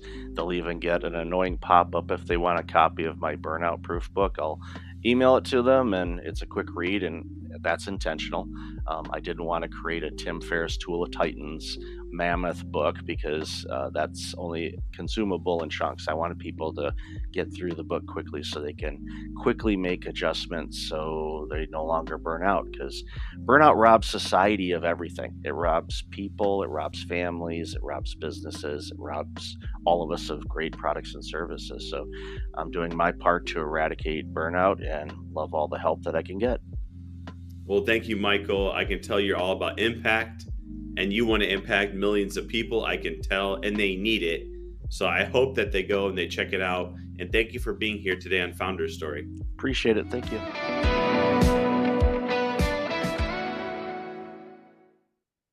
Welcome back. I've got Chuck Wachendorfer on the line. Chuck, how are you? Doing well, Michael. Thanks for having me.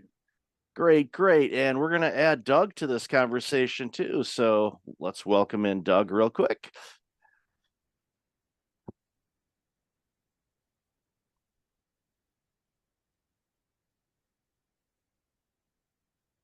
Hello, Doug. Welcome to the show. Hey, thank you. Sorry. Glad to be here. Hello, everybody. Hello, great. We just started, so perfect timing to jump into the show. So, Doug Lennox and Chuck, why don't you introduce yourselves, and then we'll dive into this conversation about this great new book you've released. Sure. My name's Chuck Wachendorfer. Doug and I are partners in a business called Think to Perform. It's a business and sports performance firm. We work with executives, athletes, business owners, doctors and nurses in surgery, the FBI, to improve decision-making under pressure. We're about 21 years old. And then he and I authored a book that we'll be talking about here today called Don't Wait for Somebody Else to Fix It. It was published April 4th by Wiley. Yep, and I'm Doug Lennox, and I, as Chuck mentioned, we've been in business together. We started Think to Perform as a 21-year-old company, and prior to us joining this company, forming this company, both of us had careers in the financial services industry. So we have executive life in financial services for what that's worth.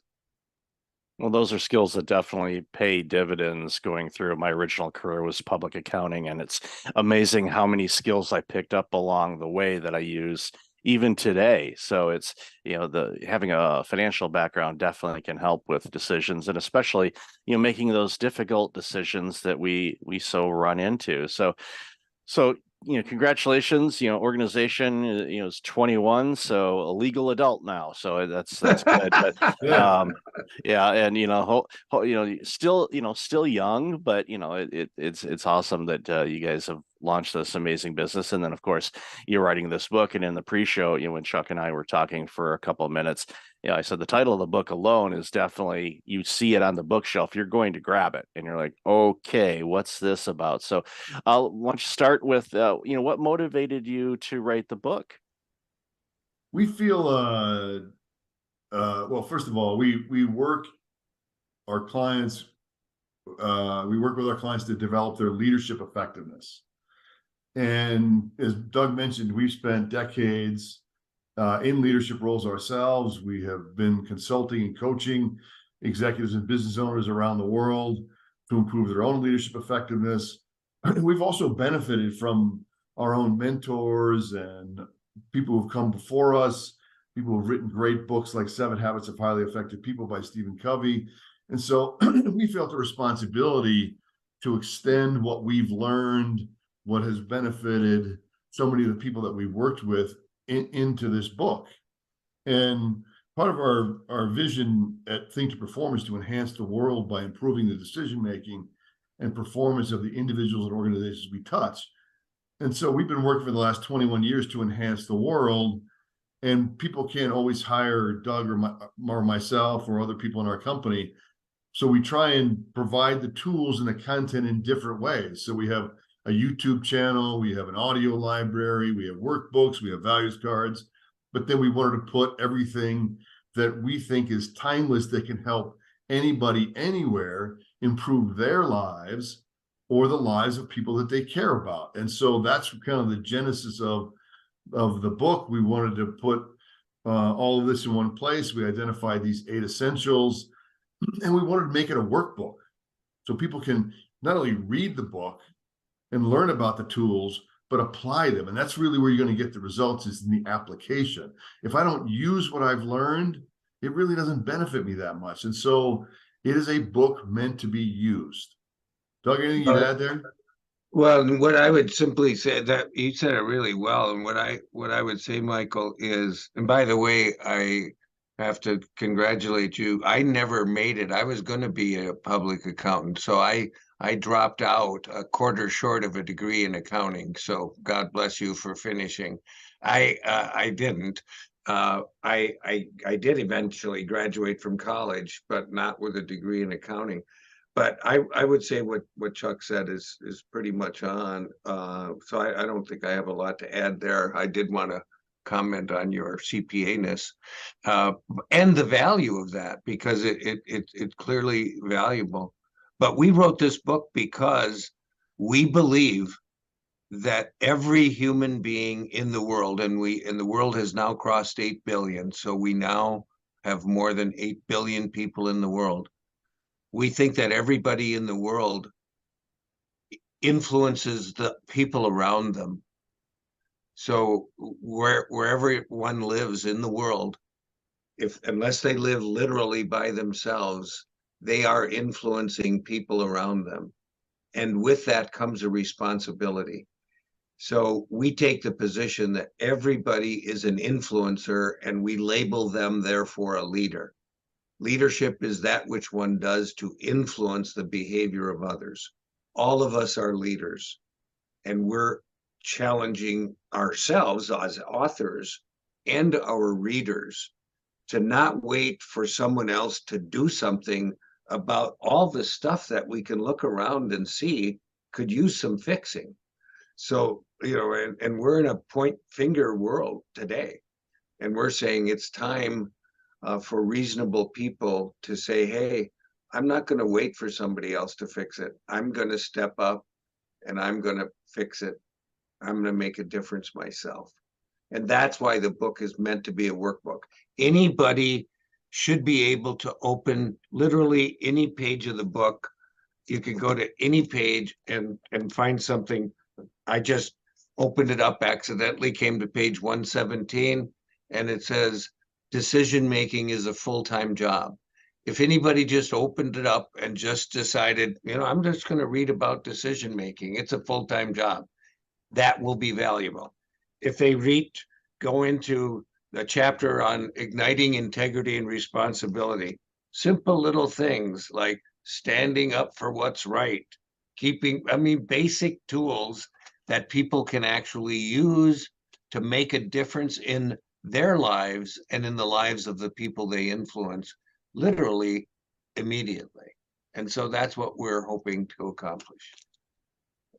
I love how you say everyone is a leader. It reminds me when I was working in healthcare, I was running healthcare clinics, and one day, one of the receptionists that I had hired, and I've shared the story about her skill set and when I hired her, because she didn't have any medical experience, but she had customer service experience working for a cell phone company in retail. So I thought, well, you are used to taking abuse, so welcome to healthcare, and you'll get the abuse from the patients and the doctors and everywhere around. So you'll be tough on that. You'll learn the dialogue and the acronyms in healthcare and all of that, but I knew you'd be fine. And one day I heard her say to somebody, I'm just the receptionist, and I pulled her aside quietly. I said, okay, one, you need to remove the just the. You are the quarterback of how this clinic runs. Yes, I'm the executive, fine, but you control the flow of how things are done, from scheduling patients, from coordinating referrals, from making sure that you can advise the patients that, you know, there's a little bit of a wait. That's why they call it the waiting room, by the way. You're gonna wait. Appropriately named room for sure. But you navigate and control the rudder on this ship. Yeah, I'm directing, but my hands aren't on the rudder. My team is. And I said, so don't undersell yourself on this. You are critically important to this organization. And she just got big-eyed, and it was all gleaming and stuff because it was a different perspective for her. She thought, well, I'm just a receptionist. Oh, no, no, no, no, no. You are critically important to this organization, and without you, it would just be nonstop chaos. So reminding people of that they are the leader, and giving them hopefully the autonomy to be able to notice things and do something about it instead of waiting for the boss or the boss's boss to give approval on it. It's easier to ask. I heard this a quote from somebody in the Ontario government in Canada, because I used to do work with them as well. And one of the phrases in when they're working with healthcare and all that kind of stuff was that it's easier to ask for forgiveness than permission. And I kind of said that to them. I said, I'd much rather you try something and maybe be wrong than to just stay frozen and not try to fix anything at all. So I love that you guys talk about that, and that's kind of the basis of the book. So when compiling this book, and obviously it takes a lot of time, but you obviously utilized all your experiences that you've gained throughout your career and poured it into this workbook. And I like how you frame that too, as a workbook, because I'm with you. I pick up a book and I'm reading it and all of that. If it's a physical book, then I'm either taking notes, or if it's a book that I'm going to keep and not, resell to somebody or loan to somebody, I don't try to highlight it. But if it's a book I know it's like I'm keeping this book forever, then yeah, it's going to be dog-eared. There's going to be little notes on it and all that kind of stuff. But if it's a digital book, it's the same thing. You can highlight it. But what's important is, okay, you read this thing. What are you going to apply from it? Otherwise, if you don't, then you might as well just stick to fiction, because you're not going to apply anything other than be entertained. So I'd love to hear your thoughts on that. And that's the point that Doug was making earlier, is you don't have to use all these 8 essentials to see an impact in your life. But if you use something from the book, anything in the book, it will begin to make an impact in your life. And we have this leadership logic chain, which is, if I want to be more effective with other people, it begins with me doing a better job of managing myself. And by the way, managing my own behavior is the only person's behavior I can control is my own. Managing my own behavior involves me making better decisions. And we make about 35,000 decisions a day. Most of them we don't think about. So how I take my coffee in the morning, brushing our teeth, getting dressed, those are all decisions we make every single day that we don't give much thought about. And I don't have to make all 35,000 better, but if I made 1 or 2 better choices a day, you're talking about 4, 5, 600 better decisions a year. And that impact will take your life or your business, your family, your community in a very different direction. Making better decisions is grounded in self-awareness. So it's me paying attention to myself, my behavior. What am I thinking? What am I feeling? What am I doing? Has a big impact on how I influence other people. So it's almost counterintuitive that for me to build a better relationship with you, the person I have to pay the most attention to is me. And the thing about self-awareness is none of us is 100% self-aware 100% of the time. And so we talk about in the book how to improve self-awareness. So knowing my real self involves me paying attention to myself more often. And we talk about an exercise called the freeze. The freeze is, what am I thinking? How am I feeling? What am I doing? And sometimes what I notice is I'm not paying attention.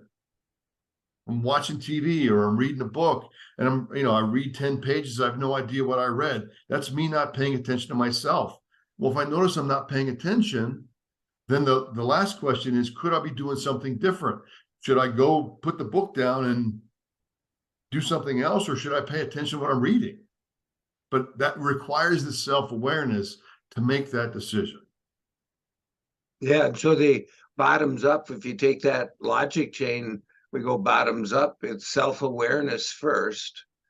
And, which is problematic because it's, we jokingly say, but it's funny because it's true. People who lack self-awareness, of course, don't know, because if they knew, then they would be self-aware. So it's very problematic. And so most people overestimate their level of self-awareness. And Chuck said it really well. We read a book, we read a number of pages, and then we go, oh, what did I read? We didn't realize we were reading to ourselves and not paying attention. And so this freeze game is designed to help people make paying attention to themselves a habit. And anybody, by the way, we give freeze reminders. Thousands of them go out every day. They're free. They're just little notes that we go out, a little deal, ping somebody on their email or their text, and it asks them the question: what are you thinking? How are you feeling? What are you doing?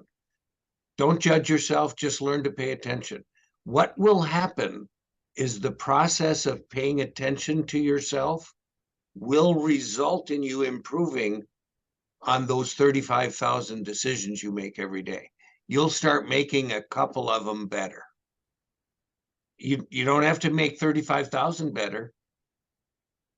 But if I pay attention to what I'm thinking and what I'm doing, and I keep asking myself, could I be doing something better? You're going to make a couple of better choices. And as a result of that, your life is going to be more fulfilled. And you will experience the joy that comes with that. There's a psychic reward. So this is an intrinsic, extrinsic kind of a experience that one gets to have. So it almost sounds too good to be true. So I want to caution people, it is true, it is simple, and it is hard. True, simple, and hard. Simple and easy are not synonyms. It's hard to develop good habits. But then once they're habits. It then becomes hard to break them.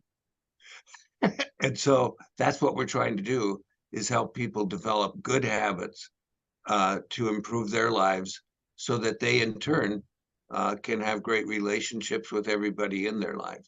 So it's self-awareness first, it's decision-making after that. So now that I'm self-aware, I can make some of those decisions better. And when I'm making those decisions better, I'm managing myself better. And when I'm managing myself better, I'm relating to other people better. I'm leading, I'm influencing. Everything is better. So that's the whole chain. And I appreciate, Chuck, that you brought that up. I think that's an important point for our listeners. Yeah, it's really important, and it reminds me of one of the many things that Jim Rohn said. Things like this. It's easy to do, but it's also easy not to do. And I think that's when people are frozen, not the freeze. And I love that you send out those reminders to people. It's kind of like okay, touch point. Where are you? What's going on? How you feeling? What's your energy level like? What are you doing? What are you focusing on? And I too, I'll be in a book and I'll read 2 or 3 pages and I'm like, okay, what did I just read? And it's like, well, I saw letters and they were connected to each other, but I don't remember anything. Or if I realize if I'm looking at it and all of a sudden it looks like the letters are doing a little bit of a mamba, it's like, okay, it's time to put the book down, because I'm obviously at this particular moment in time not going to retain a thing. So put it down.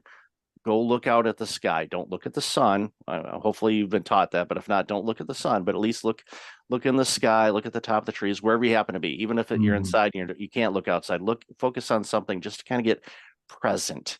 And then you can go back to it, or you do something else. That's where your daily to-do list comes in, where you get to check off a couple things, and that in itself is a motivating and discipline factor. It's like, okay, I'm going to work on this. And, like Brian Tracy tells us, like, eat that frog first. It's like, okay, sometimes there are things you want to get done.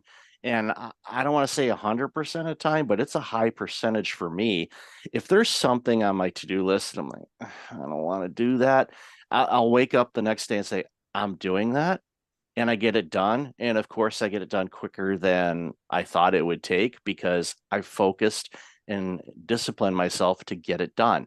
And all of a sudden, you're like, you feel this resilience and energy boost of, wow, that was good. I feel good about that. Okay, what's next? And you want to take on the world. And, it's again, just keeping things in check. But once you start improving your self-awareness, and I love how you guys have said this, a couple better decisions a day. That's, over 700 Mm-hmm. best or better Yeah, decisions. right. Anybody does that, anybody, their life will be improved, guaranteed, if you make better decisions, because that, again, that creates opportunity, clarity. I'm a huge fan of clarity because when you have clarity and you can see things, you're going to make better decisions. And from there, it's just going to improve where you work, your life, relationships, everything. Absolutely. Yeah, we were talking about this earlier, Doug and I, in an earlier session today. My life today is a product of the decisions I made yesterday. If I want my life to be different tomorrow, it begins with me making better choices today. And we have what's called a 3-bucket theory. Everything in life falls into one of 3 buckets. Bucket number 1 is what I can control.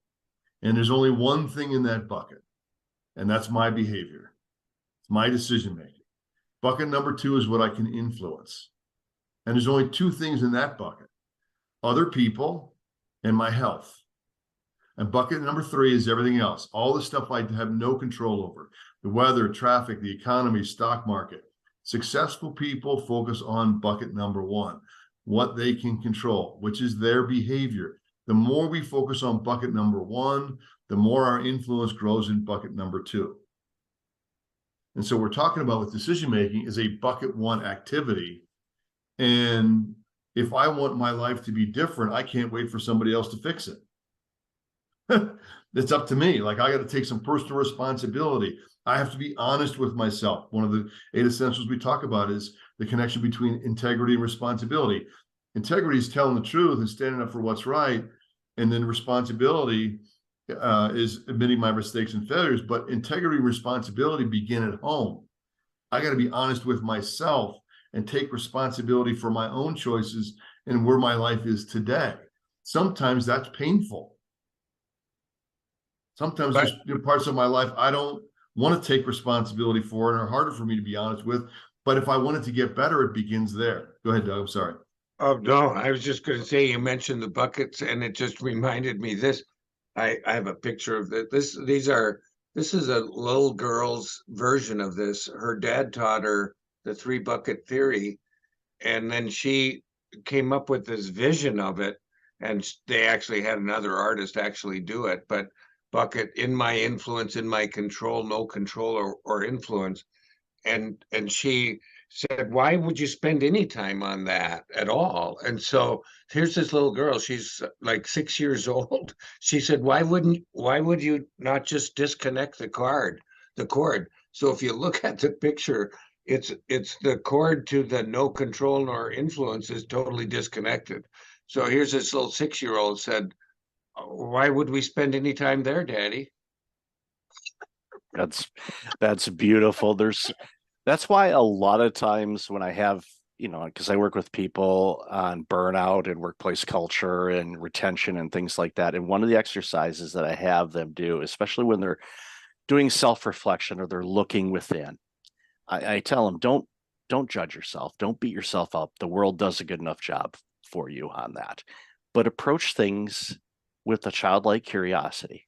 And like, why? Why do we do that? Why is that important? And I love that because bucket 3 is one of those things where if you focus on bucket 1 and you really get fine-tuned in that, bucket 2 is going to improve. The items in bucket 2 are going to improve based on your efforts in bucket 1.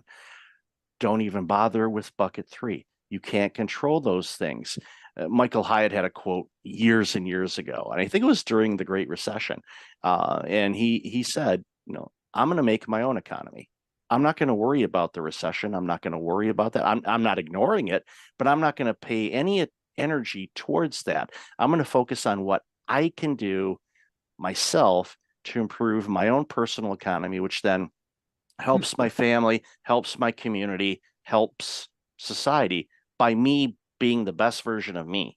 And if we all did that, can you imagine what this world would look like?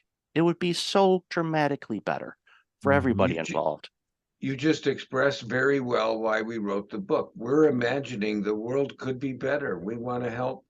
And it's so great to be involved with somebody like yourself who obviously wants to do the same thing. So hadn't met you before, but we certainly are in lockstep and agreement on this. This has been great. Thank you for having us. Well, and to the example that you mentioned, Michael, is imagine if everybody worked on improving their own economy. I mean, just think about that. What that impact would be on the world. It'd be unbelievable.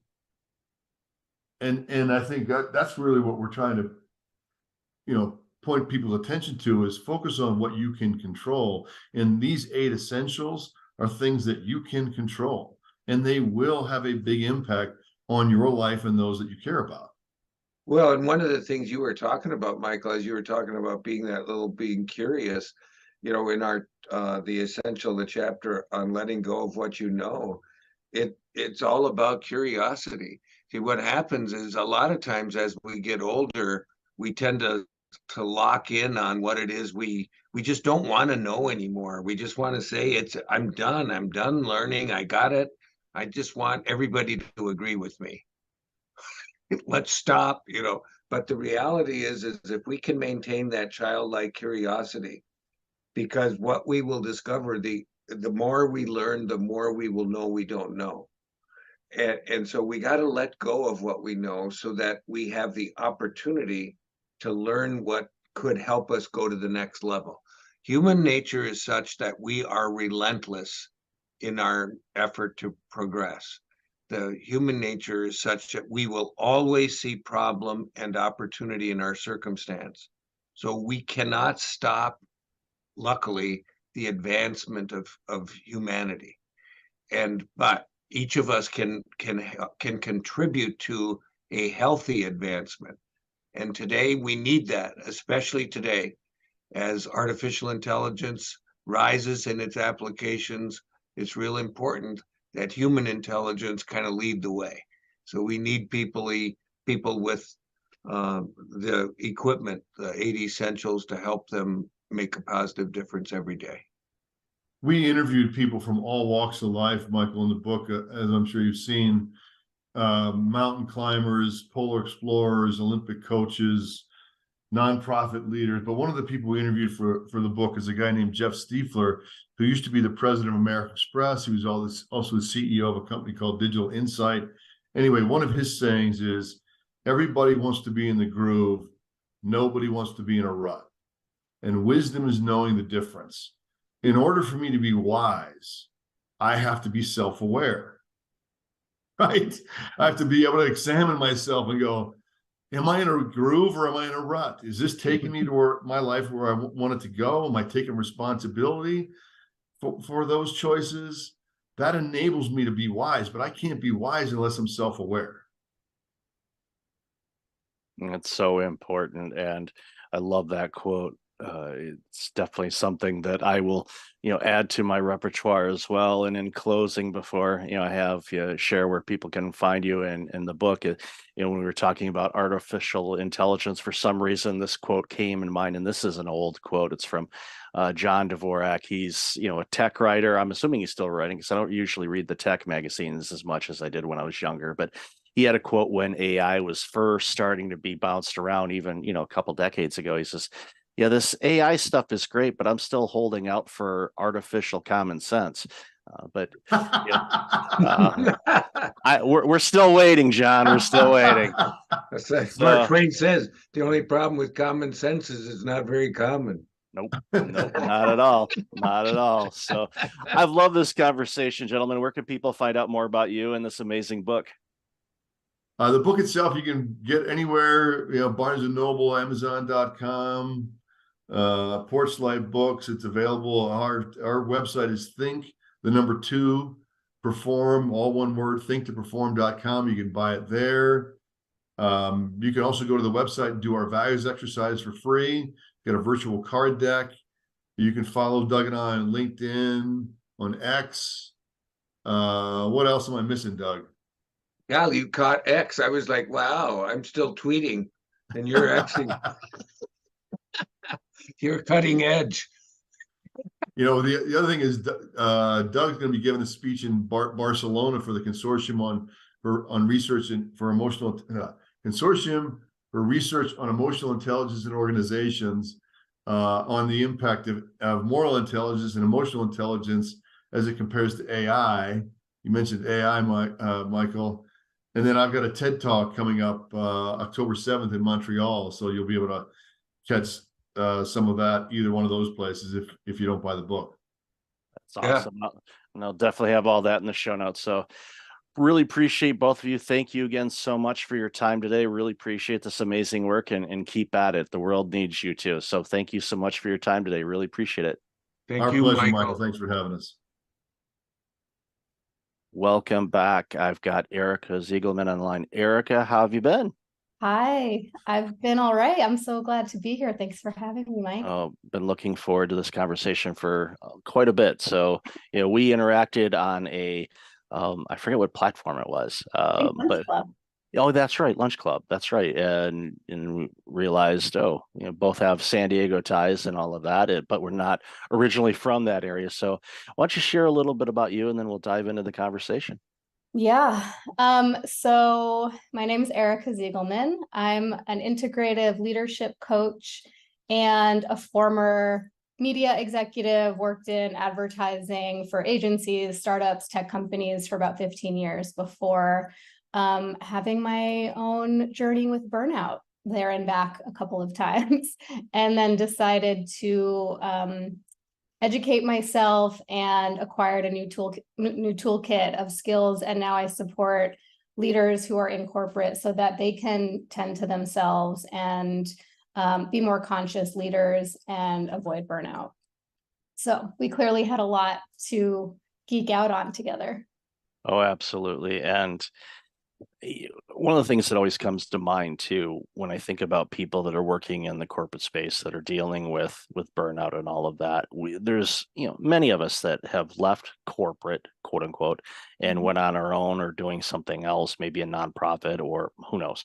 But the key thing to remember is we can't have everybody leave corporate because of burnout, because then there won't be any corporate. Exactly. So we have to approach this from a different vantage point, with the goal, of course, is to make those important people in every layer of the corporate entities healthy and productive, and actually reaping the benefits of their work and enjoying what they do again. And there's a lot of people that do, and it's not we don't want to paint this picture where 100% of people are burned out. We're not there yet, and I certainly hope we never do get there. But depending on the industry and depending on the role, the numbers are higher than other areas, and it's alarming because you know what burnout tastes like. I know what it tastes like. It's not fun. I don't like seeing people go through it. I don't want them to go through it. I know you don't either. So it's that's why it's so important for the work that we're doing, is to show people there's a way out of this, and you can still stay in the type of role that you're in right now. Maybe not at that company, maybe you will stay at that company, hard to say, but at least you got to have the tools and figure out why you're burning out, what you're doing, what are the external factors that are contributing to it, and sort through it that way, and ultimately hopefully end up being wiser and healthier and just a better employee and a better person after doing all the work. Yeah, couldn't agree more. And I think with my personal experience and my journey, I had to go through my own personal healing and like really acknowledging what was happening. It took someone else to tell me like these feelings that you're having and this pure fatigue and exhaustion, all these things are symptoms of burnout. And I didn't even realize. So it was like my own aha moment and then my own journey. And then at this time, I was still in corporate, managing client services function at a very large tech company. And I realized I had an opportunity from within to shift how I was showing up and to give permission and model for my team, you know, how to work and take care of myself in a different way that was more sustainable. And I started to notice the ripple effect of that. And ultimately, I decided to remove myself from the corporate environment, but I reach back in now from, you know, with an outside perspective to help educate and uplift and transform those leaders so that they can have a ripple effect. And that's really where I see the impact. You know, when we start with the leaders, they are modeling it for the generations, the rising leaders that will follow them. And we can have that be a toxic model, or we can have it be a healthy, sustainable model. We just need to teach them and guide them how.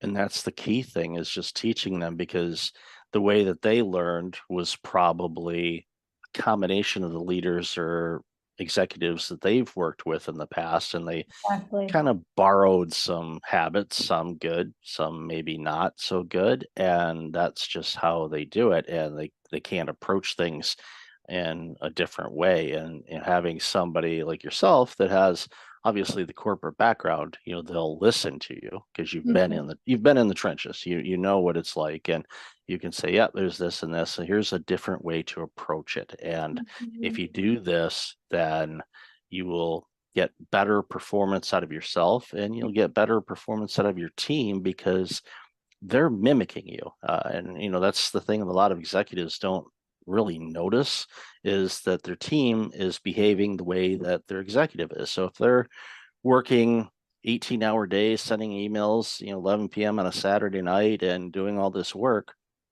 your employees are thinking, well, that's what's expected of me. And and many executives would say, if you ask them, do you expect your employees to work at Saturday night, 11 o'clock on a non-urgent matter? And they'd say, no. So, well, you're sending them emails, and they think that you need to respond that. Now, you know, they're out, you know, they might be at the club or out to dinner or a concert or something like that. And all of a sudden they get this Slack message of need to update this presentation. And all of a sudden that's the only thing that's on that employee's mind right now. It can be completely removed from wherever they're at.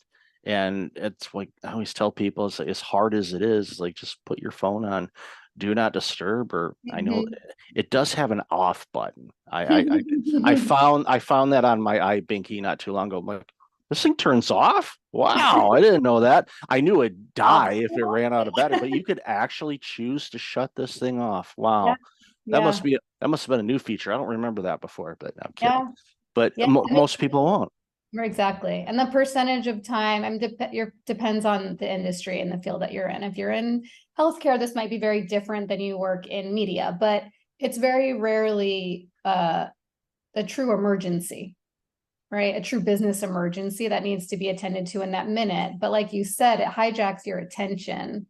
So even if there's nothing you can do about it, or it's not necessary for you to take an action, you're now taken out of the present moment and having a parallel experience to what you're actually doing, and which also means that we don't have that time to recover.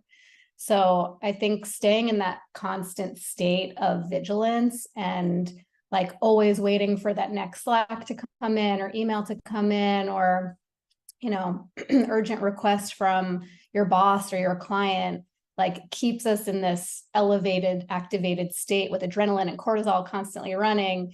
And then when you have time off, you can't really unplug. We're like addicted to that. So I know I'm preaching to the choir, but you know, that's what happens. And if leaders aren't aware that they're contributing to that, you know, that's a huge opportunity to inform them and to shift these behaviors from the top down. Yeah, I'll give you an example of that. I called it, I actually published an article not too long ago on my blog about addiction to email, basically. And what I purposely did, not with your email, but with most of the emails that I get, I set up a separate email account if it's a newsletter or it's a lead magnet or something like that. So I have everything driven to that email address. So that way it kind of keeps my business email account relatively clean, other than just business inquiries and client work and things like that. So the other day I went to log in at the other email, and there were 60 new emails that came in that morning.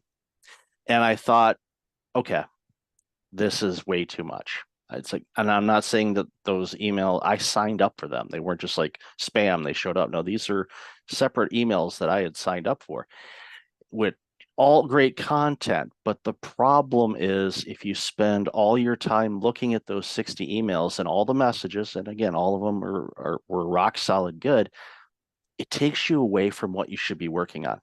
Pick 2 or 3 things that are your most important things to do that's going to move your business, your career, whatever forward. If it meets the criteria of those 3, then by all means, sign up for it, read the email, but apply it. Do something with it, make a note of it or apply it. Otherwise, you're basically reading the newspaper. And it's, again, not knocking anybody that has, I sent out emails too, but what I ended up doing is like, you know what, this is too distracting to me. So I had a choice, either delete the email account or just unsubscribe. And I went through and just unsubscribed pretty much all of them.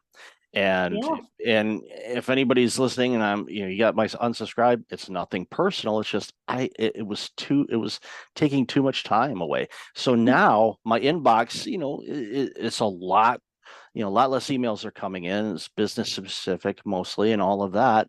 So I'm finding that, thing you just talked about. It's like, wait a minute, I didn't get a message. Oh, gotta go check my message. Gotta go check my.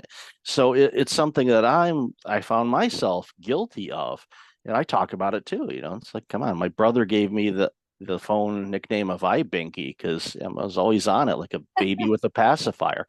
Yeah. I'm sure Apple has that trademarked. If they don't, they should. Or somebody else can do it and then make a few $1 million off of Apple. They get royalties. Yeah. they have it. But they would probably win in court because it's so close, and Apple has more legal power than most of us do if we all combine our money together. But another story for another day.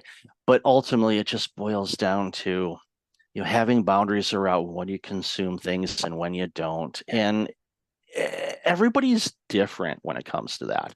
And I'm not about to say you should only check your emails at this, and this time. No, everybody's different. But I think we're both in agreement on, and we talked about this a little bit in the pre-show, where you have to really have boundaries around what kind of information you're consuming and how much of it, especially during times like we face right now with what's going on in the world and with the situation in the Ukraine, and of course, the recent developments and in Israel, in the Middle East, and all the players, and we are in a very combustive state right now, in my opinion, and I'm very, very concerned about what could come of all of this, because it's one rocket or one bomb away from a full-blown across the planet kind of thing. And I don't want to even use the words, but there's been 2 of them in our history, and it wouldn't shock me to see a third one. I just certainly hope I don't see it in my lifetime or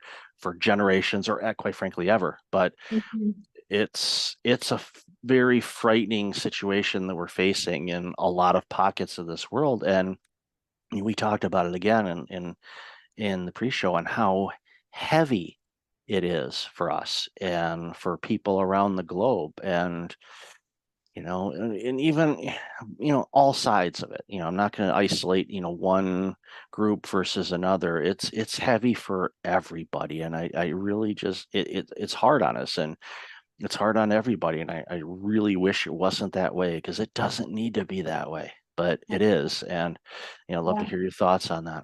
Yeah, I mean, even as you're just shifted to that topic, I noticed my heart rate increase, because it is such an activating time that we're in.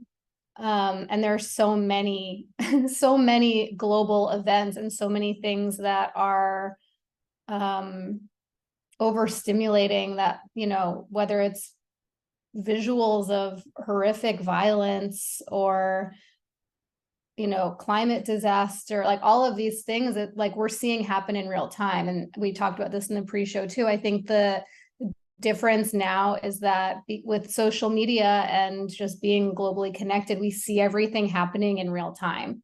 And it's so much for our systems to take in. And when we're already carrying chronic stress from our work and from our family obligations and financial stress and all of these things just piled on, it's so imperative that we are defining our own boundaries with how much we're willing to take in, and then how we are proactively giving ourselves space to rest and recover.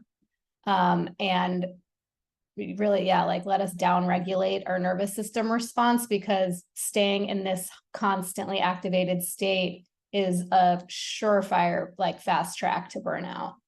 And so I'm, noticing for myself what those boundaries need to be. And I was talking about just taking social media off my phone, because the thing with social media is I might go because I want to like soothe myself with like a kitten video, but you don't get to choose what you're served. So you might see something that you do not want to see, and you're kind of bombarded by that image. And before you even have a chance to to scroll past it, like it's too late. You've already seen it and you can't unsee it. So yeah, I think this is a really important time for us to be turning inward and regulating, for ourselves, but also co-regulating with the people around us, with our animals, with pets. That's another great way to calm the nervous system, but just like finding those tools and practices that help us stay grounded when we're constantly being reactivated. Yeah, and you make a great point, compared to, previous times of war and strife where, the information would come to us through news channels, cable news or broadcast news and whatnot. And you, of course, working in the media, you're well aware of this. There's a review of what we can put on the air and what we can't. And sometimes they'll say, there's a warning, this is pretty graphic, but there's certain things that they will not put on.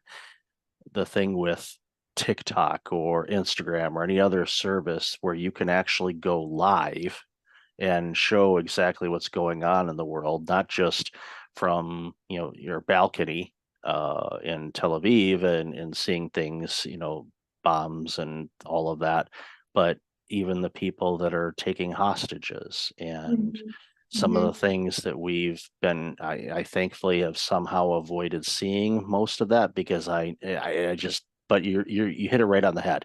You launch Instagram, you want to see some cat videos or the memes of the cat driving, leaving work. One of my favorites was, can't find a parking spot at work. I'm going home. They have enough people. I just found that so hysterically funny, and just this white cat driving a car.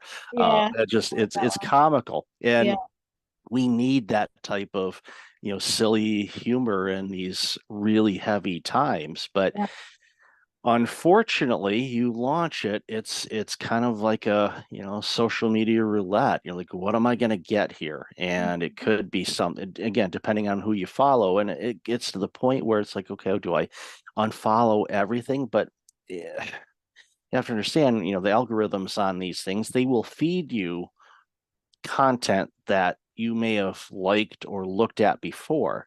So even though you may not be following, let's say, a news agency, it's like, you've liked something from a similar organization before. Would you like to see this? And you're like, no, I don't want to see that right now. And there's a lot of work that needs to be done around that from the social media standpoint. I am not one for censorship. But there has to be some humanity, and we're not going to show graphic things that are going to be harming to the psyche of people that could consume it. I mean, you could 100%. traumatize somebody. from that. That's what it is. It's vicarious traumatization, where we are being traumatized by seeing these visuals and hearing stories, especially when it's like, I'm considering almost like non-consensual when it happens in social media. And I realize it's my choice to open an app, but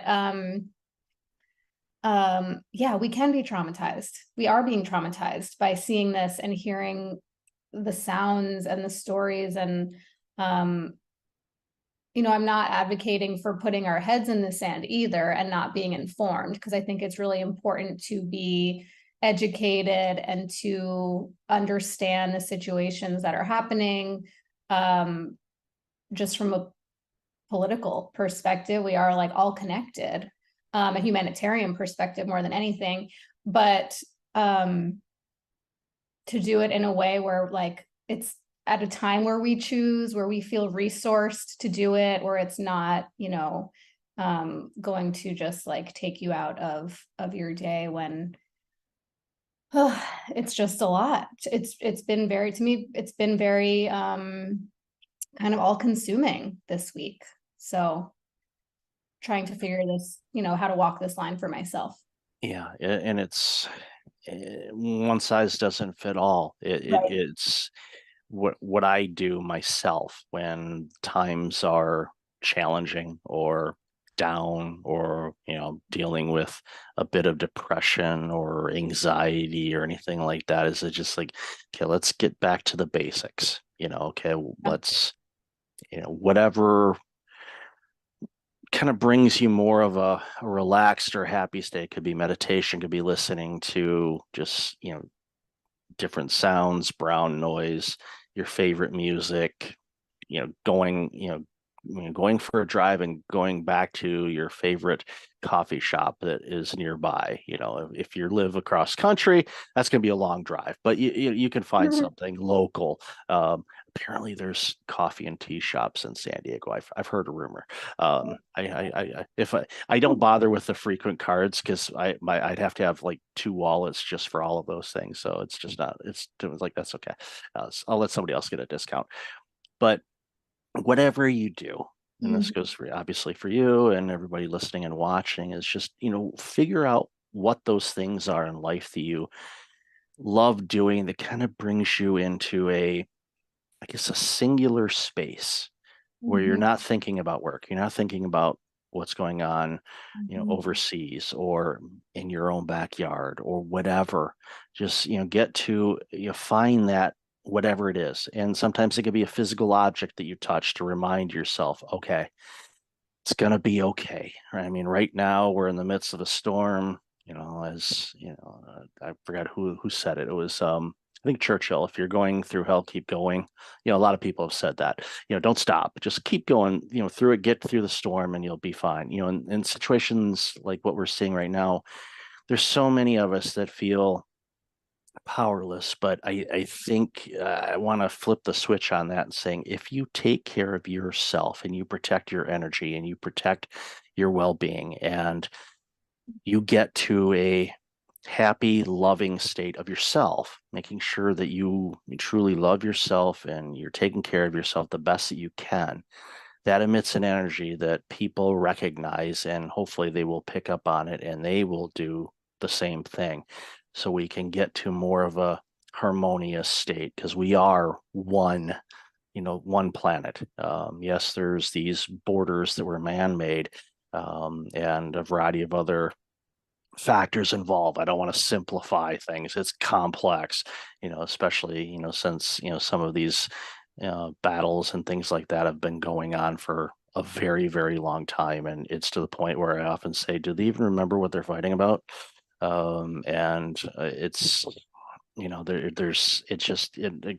that's a simplification of the dynamics of everything that's going on over in Israel and Palestine, the Gaza Strip, and all of that. But it shouldn't require harming people. It should. Let's talk about it. Let's figure out, because come on, people shouldn't be dying about this, but they are. And it's tough. But again, going back to, what we talked about originally, these type of things, can cause prolonged stress, which prolonged stress turns into burnout. So you have to be really careful about Yeah. this. And I love what you said. Don't put your head in the sand, but you have to have some regulation and some boundaries around what you consume and how much you consume. I think back to my parents, my dad passed a few years ago, but they'd put on the news, at 3 o'clock, 4 o'clock, and that thing would run until 7 o'clock. So they were constantly getting gaslit with all the negativity that's going on in the world. Didn't matter which flavor of the news they were watching. It's it's got, unfortunately, there's a lot of negative things that the news agencies highlight because that's what gets ratings, unfortunately. Yeah. Yeah. Yeah. Fear. Yeah. It's a lot of fear.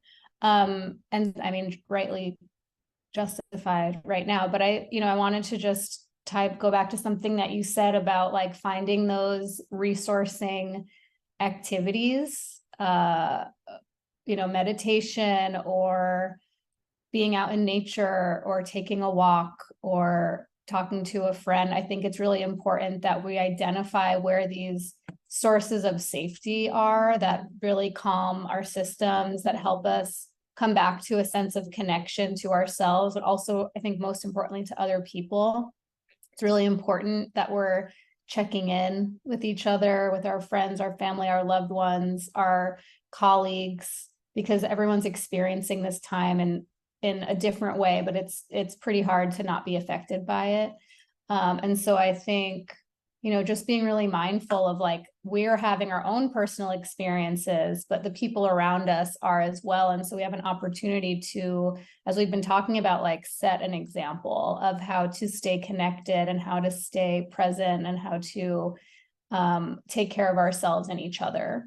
And that can look differently for everyone, but it's really whatever makes you feel safe and calm and connected, I would say, are like really the three main things.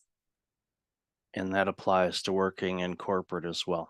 Yes. Yeah. We talked about a lot of, real life, real heavy stuff here, but it's kind of going back to what I said a moment ago. It's like sometimes you just go back to the basics, start at okay, let's start clean slate.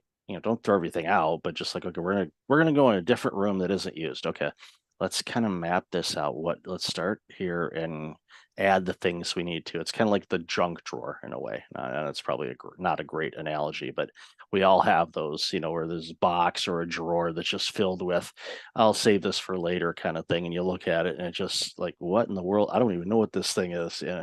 But eventually it's good to kind of clear that out, start with a fresh slate, and you find things. I've been looking for that, or I don't need that anymore. And then a week later, you realize, oh yeah, you did. But you can order it online anymore. That's life is easier now when it comes to things like that. Yeah, well, they'll sell you that little handle for your bread maker. What's that? We don't need this. Oops, yeah. Guess we can't make bread now. But at the end of the day, it's just a reminder for all of us we have to take care of ourselves before we can take care of anybody else. And when we do that, and we find, and it takes time, because especially when, and this, when people are burned out, they've kind of forgotten how to take care of themselves. And getting back to the basics of like, okay, what does taking care of yourself look like? Describe that and give them the permission to do that again. Let's just start one little step at a time. And when you do that, and it becomes a habit and it sticks around, then you start seeing other areas of your life improve. And then from there, all of a sudden you're like, wow, you know what? Yeah, the stress from work is still there, but it's not impacting me the same way anymore. And I'm clearer now on what I need to do and what I don't. And it turns around leaders, which turns around teams, which turns around groups and companies. And it's so simple to do, but it's really hard for people to do. And I think that's where we come in and we say, look, you can do this. You just got to approach it, a little bit differently than you have in the past. And you'll see big returns just by getting real crystal clear on what you want to do and what you don't. Exactly. So well said. I think, I've found that often the people who experience burnout are the ones who consider themselves to be helpers and to have really big hearts and to want to make sure that everyone else is taken care of. Right. So as a leader, you put your team first, you put the business first, you put your clients first, and then you put your family and your friends first. And like, but before you know it, we have finite time, energy, and resources, and we ourselves are at the bottom of the list, and then we run out of juice to serve anybody else. So yeah, this isn't about like us doing anything wrong, but it's about turning some of that love and care and tending towards ourselves first, so that we can then continue to serve, right? To do it in a sustainable way, and continue to take care of our people. You identify as a reformed people pleaser. Yeah, same. There's a book, you're probably familiar with it. If not, definitely pick it up. It's called Disease to Please. It was by Harriet Breaker. It came out in 2000, I believe. And every couple years, it's my holiday present to myself to read that book again. It's got 21 days of exercises in it. It identifies all types of people pleasing. I thought I was a certain type of people pleaser, but after reading the book, I realized I was something else. And it was an aha moment for me when I finished that book, and it alarmed me on, and it also gave me insights as to why, one of the components why I burned out, because I was putting everybody else before me. I was like, I wouldn't delegate because they got too much work to do. I'll just go ahead and do Right. it. And Yeah. yeah, so if you don't take care of yourself first, you're not going to take care of anybody. So, and when you do take care of people, they're getting a much better version of you. And that's one of those hurdles that a lot of people have to get over. Once they figure that out, they go, wow, I'm actually the best I can be. So I can be the best when I do give. So it's, and Yeah, that's the I'll thing. It's also modeling how to take care of ourselves. Like when, we sometimes we think, oh, I need to demonstrate to my team how to work hard and how to deliver results. And of course that's important, but there's one of the most impactful things that I saw an old manager of mine do, and this was probably 12 years into my career, and was the first time I saw a manager take all of her paid time off during the year. Didn't roll over days. She used all of her time. She went to every one of her kids' recitals and school conferences, and she showed up for her personal life in a way I had never seen modeled before. And then it gave me permission to use my paid time off, and to recharge. That's why we have it.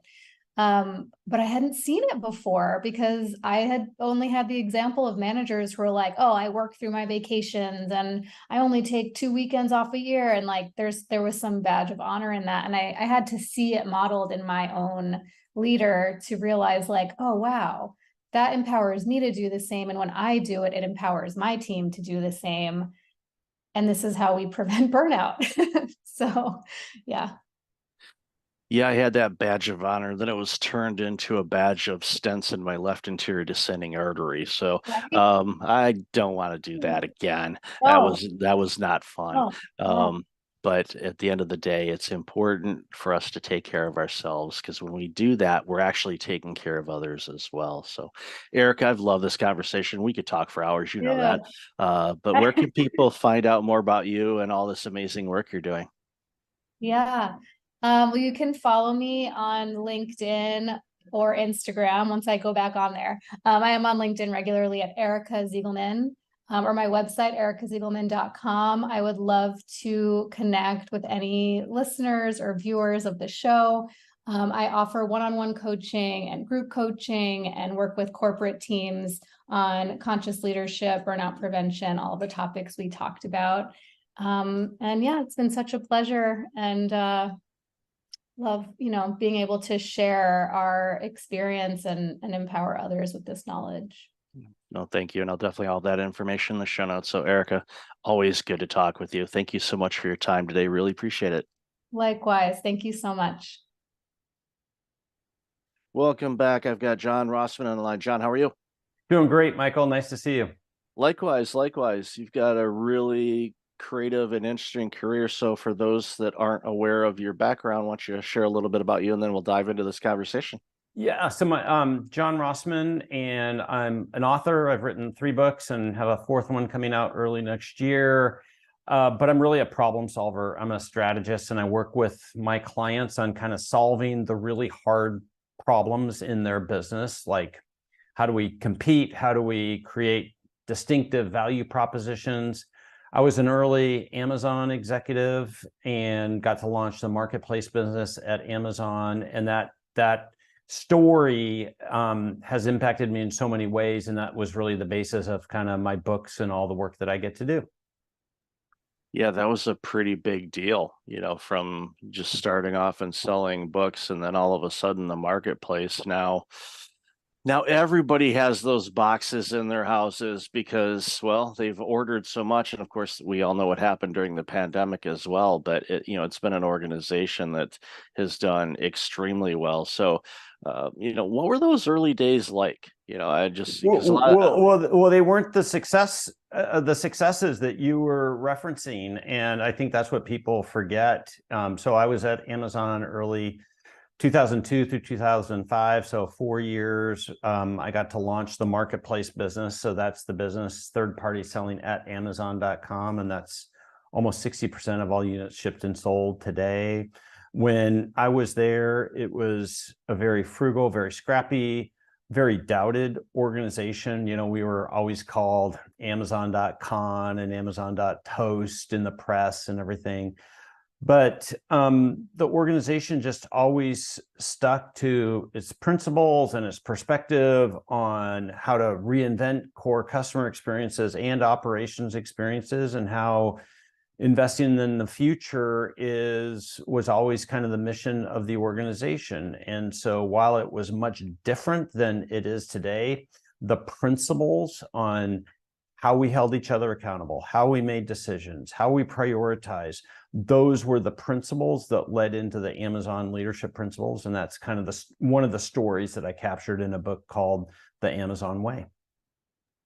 Yeah, and it was, I remember those early days too, because I was in the IT industry at that point, and they're saying, "Will Amazon ever turn a profit?" And I remember those comments, and Bezos was on television, like, yeah, we've got this, we're doing this and doing this, and of course, you and the team in the backdrop are like, yeah, okay, let's be the best we can at all of this, and you laid the foundation and the infrastructure that helped create what it is now. Because if you guys didn't do that work back then, there would be no Amazon at this point, I would guess, because, well, there's only so much water you can take in the boat, and it's a situation where your team stuck through it, and those principal lessons, I'm guessing you've used those throughout your career and all the consulting you've done and the work that you're doing at your own organization. Yeah, I mean, that really is the playbook. So I left Amazon late 2005 and started working with my clients on innovation and digital transformation and operational improvement and strategy. And it was 5 years after I left Amazon that one of my clients at the Gates Foundation came to me with kind of the observation you were making, which is like, oh, you take the little anecdotes and strategies from Amazon and delicately insert them into our business. And he goes, I think you ought to write a book about that. And I'd never thought about that before, and I listened, and I was like, oh, interesting. So I talked him into being my partner on these books. I still work with Greg, and it's been so much fun and so impactful. These principles and my story and my work, it's not about Amazon. It's about you and what you can learn from a company like Amazon to help both operate a better business for today, but also create the path and the innovation to creating a durable business that is competitive in the future.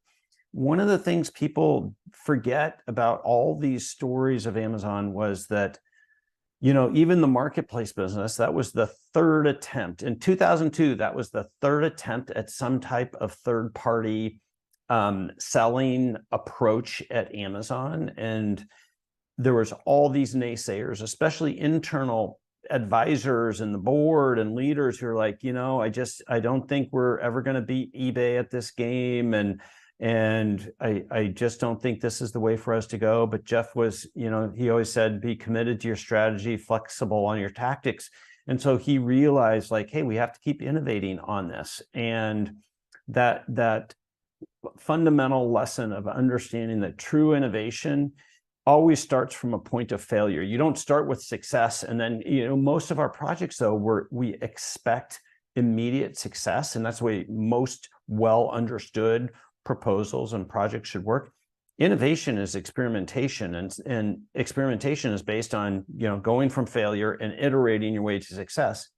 So the key to that is, how do you do it in as cheap and fast and efficient approach as possible so that you can afford those iterations? And that's really the core work that I do with my clients and advise executives on kind of both their individual role in that, as well as the processes and the approaches that need to go into organizations. And the thing I'm completely committed, I know this for a fact, which is mid-sized companies have more opportunity to innovate and compete than big companies. And everybody likes to have their excuse. Either it's the industry or the size of company. It's like, those are excuses. Everybody can innovate. And it really is just figuring out what your playbook is. And that's what I work with my clients on, is building their playbook and their leadership model for how they innovate. That's so important. And I'm glad you said that about the mid-sized companies, because all the big companies didn't used to be big companies. They were all really small. And I'm often reminded of the fail fast type of mentality. It's like, when you're trying something, you're doing something, innovating, experimenting, things like that, find those failures, because then that way you're just narrowing down to the point where you'll find the right formula or ingredients or the right setup or the right components to a marketplace to be able to take on and blow past eBay and everybody else, for that matter, where people just naturally gravitate and go, and it's almost like it's a verb, to the point.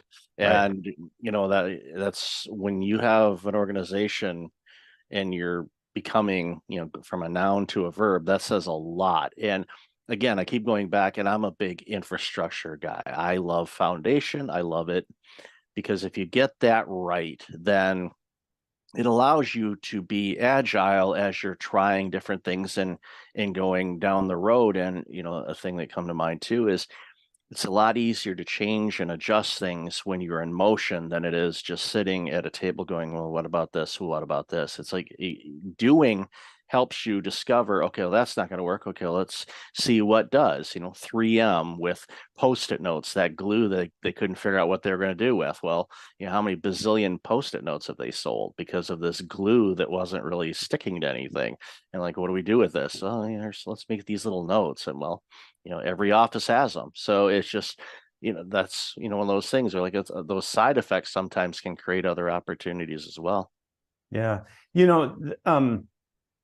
Where, everybody philosophically, they'll kind of agree with everything you just said, and it's true. But then it's like, well, how do we do that? Right. And that's where I try to really fill in with some mechanisms. One of the underlying secrets from Amazon is this approach of writing. And so by writing out in narratives, in a term called a future press release, and FAQs, frequently asked questions, and debating those, like, we have a concept, forcing yourself to write those things out and then debate them. That's the cheapest and best way to experiment. So that's how we afford experiments, is by being disciplined enough to actually write them out. PowerPoint or just talking about things is not refined enough for the subtle differences of, what your new product, what your new service, what your new improvement might be. And so if you can pick up these habits of writing out these concepts, it's an absolute superpower, and it scales. You can do it as an individual. I do it in my own business. You can do it as a team. You can do it as an enterprise. You can do it just part of the time. But that's the type of mechanism that helps reinforce the important concepts you're talking about, of like, hey, we need to iterate. We need to try new things. They aren't going to work. Yes. And here's how we can actually go about doing that in a fast, affordable, repetitive manner that improves not just the idea, but how we approach those ideas. And the how is where the fun stuff happens, because you can kind of get the foundation, and like you said, the philosophical ways of doing things, but it's that action and implementation. Okay, what tools do we need to do this? And, with your background and all the experiences that you've had over your career so far, there's so many things you can pull from. And, what I tell people in the work that I do in consulting and burnout prevention and all of that stuff, there's things that I bring to the table. Could have been from my accounting degree, it could have been from Right. IT, could have been from healthcare, it could have been for nonprofit, it could be in speaking. It just, they're just there. I don't think, okay, I'm going to use that tool that I picked up in 1993 when I was working for that CPF. I don't remember where I picked it up, but it's something that's just there. And it with the expertise based on all the ingredients that you're exposed to when you're working with a customer or a client and figuring out, okay, how do they break through this particular barrier that they're stuck on? And it could be something major that's involving all kinds of different things, or it could be something as simple as they've grown and now they want to get to that next level, but they're not sure how to do it. And that's where your expertise really comes through. Well, I think that's, how advisors really add to their clients is by bringing a different perspective. And, you're the client 90% of the time is always the expert in their field, in their market. Well, you add value by bringing something different to it, right? Exactly. And, helps when you have either a finance background or a systems background or a strategy background, because again, when you work with different industries, I know most industries say we're so different than everybody else. And, the spoiler it is not really. I mean, there's different things, but everybody's got a widget. It's just, what is that widget? But obviously there's different things that pop up. And there's always exemplars within that industry who have fought through those things and everything, right? Like I do some business with some automotive organizations, and they still today resist change, like, oh, it's the automotive industry, it's highly regulated, it's highly complex, and it truly is. But yet the benefit of having Tesla there is like, but it can be done. Yeah. And so it really oftentimes takes one to demonstrate like everything you say is true, yet we can still fundamentally either reinvent the customer experience, create a different business model, radically improve operations. With those three things, that's what innovation is. And it's those that respect those industry, traditions and regulations and deeply understand them, but can still find a way to improve customer experiences, improve business models, and improve operations. Those are going to be the winners. Yeah, I grew up in Detroit, so I know all about the auto sector and their, let me use the right word here. I don't want to say rigid. I really want to say rigid, but I'm not going to say rigid. Very traditional in a lot of their things. And Tesla came in and basically did a reinvention of the car. And the others are now catching up, and we'll see how market share and all that plays out down the road. But it kind of goes back in an ironic kind of way back to when Henry Ford was getting ready to roll out the first cars, and everybody just said, no, we want a faster horse. We don't need this buggy that's motorized. Why do we need that? And well, obviously it demonstrated a lot that we needed in order to do what we do today. It's in a world without cars would be kind of weird, but we may see that. It might be see something else. It's just evolving, but again, understanding the tradition, but also tapping into the future and what will our future look like. Well, start planting the seeds today so your future will look like the way you want it to look. Absolutely. So in your book that's coming up in a few months, tell us a little bit about that, and then we'll wrap it up from there and have people find out where you can get it and all that good stuff. But what's the book? Super. And I've got what's hopefully a compelling offer to the listener. So the name of the book is Big Bet Leadership, Your Transformation Playbook for Winning in the Hyper Digital Era. And everybody knows that, digital transformations, most strategies, most innovation programs, they have 85% or higher failure. Well, why? Right? And what do you do about it? So this book attacks the specific failure points of big bets and gives an anecdote or a technique in order to help solve for or avoid it without having to put in a whole new methodology or things like that. And I have a co-author. My co-author, Kevin McCaffrey, was my client at T-Mobile. We stood up a new business incubation practice there. We took many of the concepts from the Amazon way and Think Like Amazon, and we broadened them out and incorporated them into an organization that didn't come from that heritage.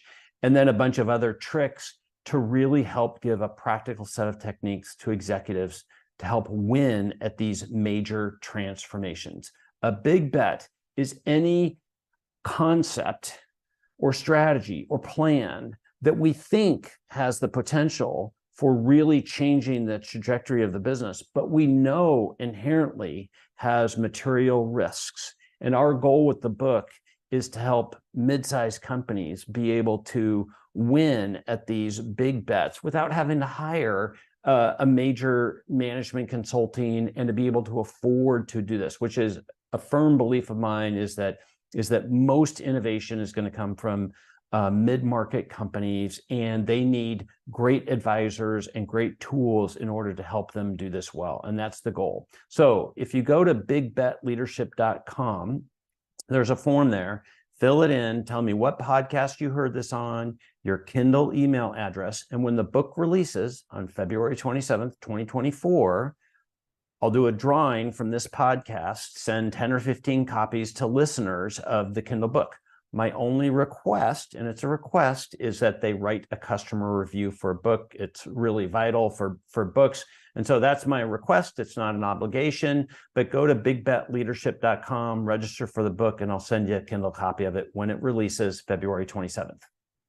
It's awesome. And I can't wait to see this book because, again, I am a firm believer of businesses of that size are the ones that do so much innovation. They help out communities. They employ so many people and can really, change things for the better in whatever they're making, whether it's a product or a service. It just improves humanity when these companies survive and thrive. And this book is going to help them do that, especially in these ever-changing times with automation, technology, AI, you name it. There's so much going on. And so a lot of these businesses are just spinning their heads trying to figure out what do I do? What do I do? So this book is going to provide an amazing roadmap for that. So I really appreciate you offering that, John. So where can people find out about you and all this amazing work you're doing? Yeah, so you can connect with me on LinkedIn, John Rossman, or rossmanpartners.com is my business website. I do keynote speaking, I do workshops, I do coaching and advisory, got a great team, and you can engage with us kind of everywhere from buying a book through, engagements and everything. And my goal is to really help senior leaders understand how to drive systematic change within their organizations. That'll be awesome. And I'll definitely have all that in the show notes. So, John, thank you again for your time today. Really appreciate you, and congratulations again on all the books and the new one coming out. Well, thanks for inviting me to be a guest on your show, and thanks to your audience for listening. Thank you. Welcome back. I've got John Osterson on the line. John, how are you? Hey, Michael, doing great. Yourself? I'm doing really, really well. Really been looking forward to this conversation for a bit, and because the work you do is pretty intriguing. I think pretty much all the listeners, but those that have that entrepreneurial itch are really going to find some value out of this. So why don't you share a little bit about you and the work you do, and then we'll jump into the conversation. Yeah, well, to kick it back, like so many of your listeners, spent many years in the corporate world and had a good run, but wanted to do something a little more entrepreneurial. I had that desire to step out and build my own empire instead of just someone else's. And so about 8 years ago, I had the opportunity and really stumbled into franchising. Stepped in as president of Shelf Genie, which is a large franchise system all across North America, and ran the day-to-day operations, supporting all of our owners across North America. And for me, that was the light bulb moment to this model of franchising, where so many people with different backgrounds could step into a new industry for them, take some transferable skill sets with them, and be successful in building their own business. So really fell in love with it. Ended up partnering with the founder. We spun off. We've been invested in franchises ourselves on the franchisee side. So I've been and am currently on both sides of the table, but I've got good people running those businesses, and allows me now to spend probably 95% of my time helping other entrepreneurs and investors or wannabe-preneurs, right, get involved in business ownership through franchising. So love getting out there, educating. It's entirely free to work with us. We work with over 600 franchise brands and really helping individuals figure out what are those top opportunities that are available in their market that could be the right fit. I love the work because so many people that want to be entrepreneurs are, trying to figure out, okay, what do I do? What do I launch? But if there's existing businesses that already exist, so pretty much the framework, here's the business. I don't want to call it business in a box.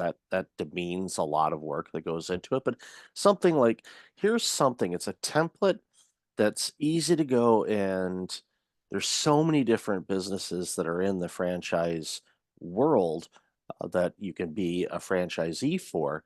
You just pick the ones that aren't heavily saturated in your area, and you jump into it, launch it. If you've got business sense, and most people that want to do this have at least some initial sense, and I think that's when, working with your team and all that, just kind of, roundabout way vet them and go, okay, is this right for you? Because it's not right for everybody. But as we talked in the pre-show a little bit, it you don't have to be as heavily involved as you would think, because there's a lot of people think, oh, I'm going to be spending 800 hours a day at the place and all of that. And maybe in the beginning you might, but it depends on what you're launching. But just, thinking about the different organizations that are franchises, I can walk out my door and probably come across, 300 of them in a 10-minute walk. They're everywhere. Yeah, no, I think you hit on a couple of great points there. Franchising is not right for everyone. Some people are too entrepreneurial and want to put their thumbprints all over the business, but others say, hey, I love that. And I would humbly say, I believe it is the better path for most people into business ownership, at least that first go round, because you've got a franchisor on the sidelines that's coaching you. You've got other franchisees across the nation that are living the same thing day in, day out. So you're exchanging best practices, learning from each other. You've got a playbook. You know that the product market fit is there because it's been successful in other markets. So it's all about going out and executing against that. Maybe you're getting supply chain benefits on the services side or the product side, buying in bulk. You get your marketing somewhat optimized early on because, again, they've launched the same business in other markets. So when they're running the marketing for you, there's just a lot of benefits. Even when you go to exit, oftentimes you get a higher multiple on that sale than you would otherwise. So, I call it a trifecta, a business ownership, but you're building a business that, is going to have cash flow. If you run it halfway decent, it's going to provide an exit value down the road. So you're building an asset. And then third, you get tax benefits that oftentimes people forget about. They compare their W-2 salary with, with business ownership. And, it takes work in the early days. You may not be making a ton of money, but you're also able to write off a ton of expenses. So from a net standpoint, there's some benefits there. And I've got all sorts of creative tax strategies around that. But, you also hit on the industry side. I wrote a book called Non-Food Franchising, which I'm happy to share with all of your listeners. We'll pass out a free copy. We'll talk more about it later. But, I've got nothing against the food guys. We need them. We support them. But my humble belief is there are easier ways to make money in business ownership and through franchising in all these other industries that oftentimes people don't think about.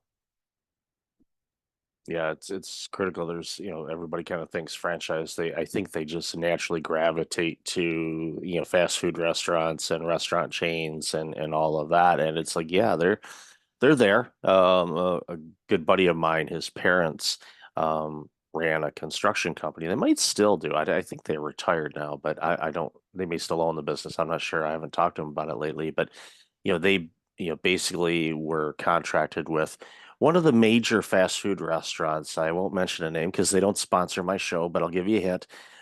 Their logo is gold and it looks like an M.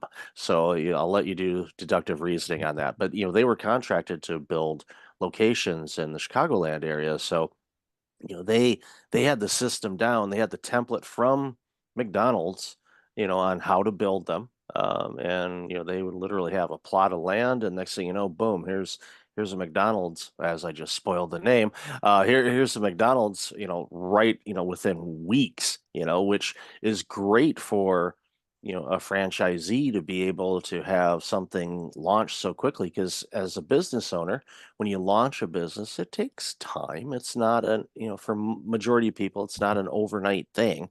But, here's something where, it's something that's well established. And I think one of the big things too is name recognition. Okay, my organization, I launched it back in 2016. It took time to grab some attention and all of that, and now it's doing good.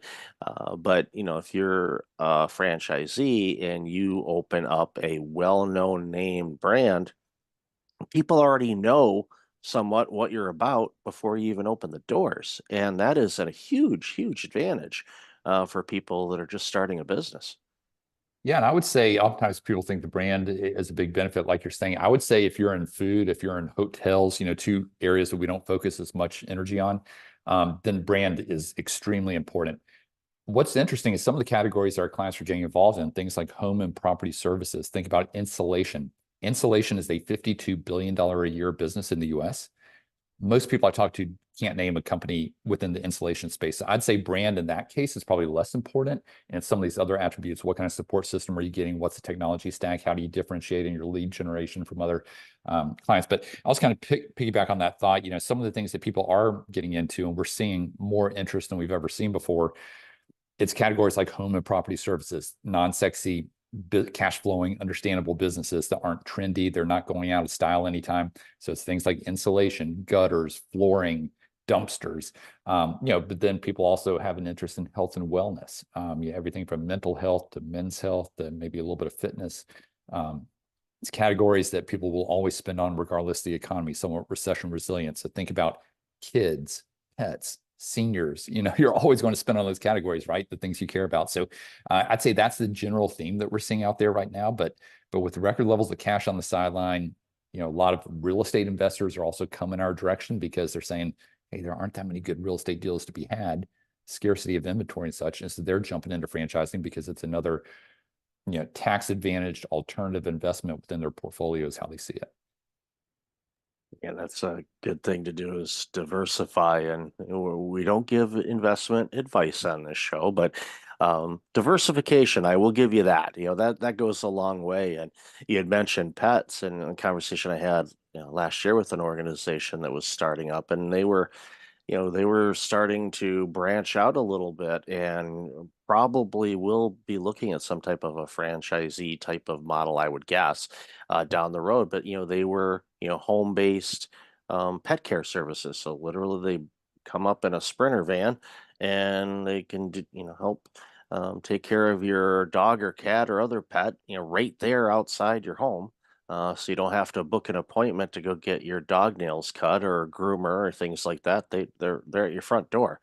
So if your dog doesn't like that type of service, you basically trick them, and they're like, "Where are we going? We're going for a walk." And all of a sudden, there's the van, and all of a sudden, the dog, puts on the parking brake, and you're trying to drag this boulder, and it doesn't want to move. Yeah. Not that I would know anything about that, as my dog's in the other room. It's like when 20 pounds becomes 200 pounds is if I'm taking him to the groomer. He puts that parking brake on hard, but thankfully I just pick him up and like, all right, well, we'll go this way then. Your appointment's Yeah. on the 27th, Henry. You don't you enjoy. Yeah, good thing good thing he doesn't know calendars. But again, that's just one service out of countless different things. And I love how you mentioned, a lot of the services are recession proof. It doesn't matter what's going on in the economy. People still need to have certain things done, whether it's insulation or, they need to have their flooring repaired or plumbing or legal or you name it, that all the apps that are out there now, it's like, well, that could be a franchise model as far as Yeah. coaching or, even, professional development coaching can be a franchise. We see it, there's all kinds of different coaches out there that have basically a franchise system where you get access to all of their resources that they've created over the years, and you can, coach on those things. And it again, it shortens the time, from my perspective, of building something out because you've got a reservoir of stuff that has been tested and proved, and like you mentioned before too, which is I think really important. for a lot of entrepreneurs, the phrase solo entrepreneur comes in, and it has a couple meanings. Well, it's you yourself doing it, but sometimes you feel like you're on an island and you don't have any peers that are also launching a business, which you do, but you don't really have that network. But in a franchisee type of situation, there's a network of people that did the same thing or doing the same thing as you, and to have those mentors available is huge. Yeah, no, definitely. It allows you, just to be cliche here, you're in business for yourself, but not by yourself. And you really are starting on third base because you're not having to reinvent the wheel. And so, that gives a lot of people comfort. And I have a lot of clients that will do what I call franchise stacking. That may be where they come back 6 to 12 months after launching their first one and buying another one. Oftentimes they'll buy multiples within that same brand, but oftentimes they're also buying additional brands that may either complement or diversify from that core business. So there's a lot of strategy that can go around this. We touched on this just slightly earlier, but I'd say about half of our clients are owner operators. They're looking to make the jump and run the business themselves, oftentimes with the eye on eventually replacing themselves and putting a manager in place and moving on to the next thing. Then about half of our clients are looking to come in as what we call semi-passive or investor model, where they would, manage the manager, but put a manager in place day one. And, again, I don't want to sugarcoat it. There's still work that goes involved. It's not easy to stand up a business. But when you've got that support structure on the sidelines and you've got a franchisor that can carry a lot of that support water day in, day out in supporting your manager, it takes a lot of the burden off of you as the owner, and it makes it doable.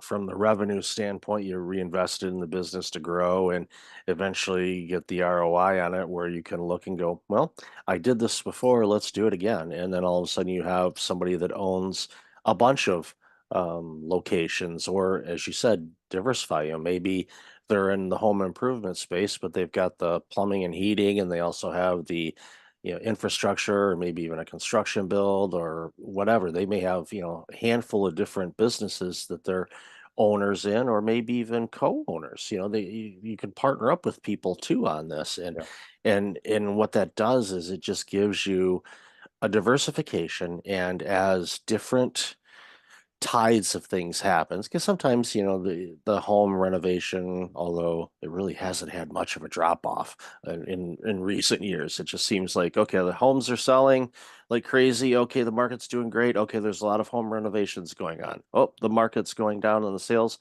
Well, people are renovating because they're not going to move, but they want to improve where they're living. So it's I'm not trying to say that that's one industry that continues to do well, but it continues to do well. And there's people, there's side businesses from that benefit from that. If you're not one that's crafty and want to, put in your own flooring yourself, there's ways to, look at organizations that are out there. And again, you look at areas that are booming and growing and, all of that. If you're looking for opportunities to launch a business that would benefit from that area, that's a great way to go about it too.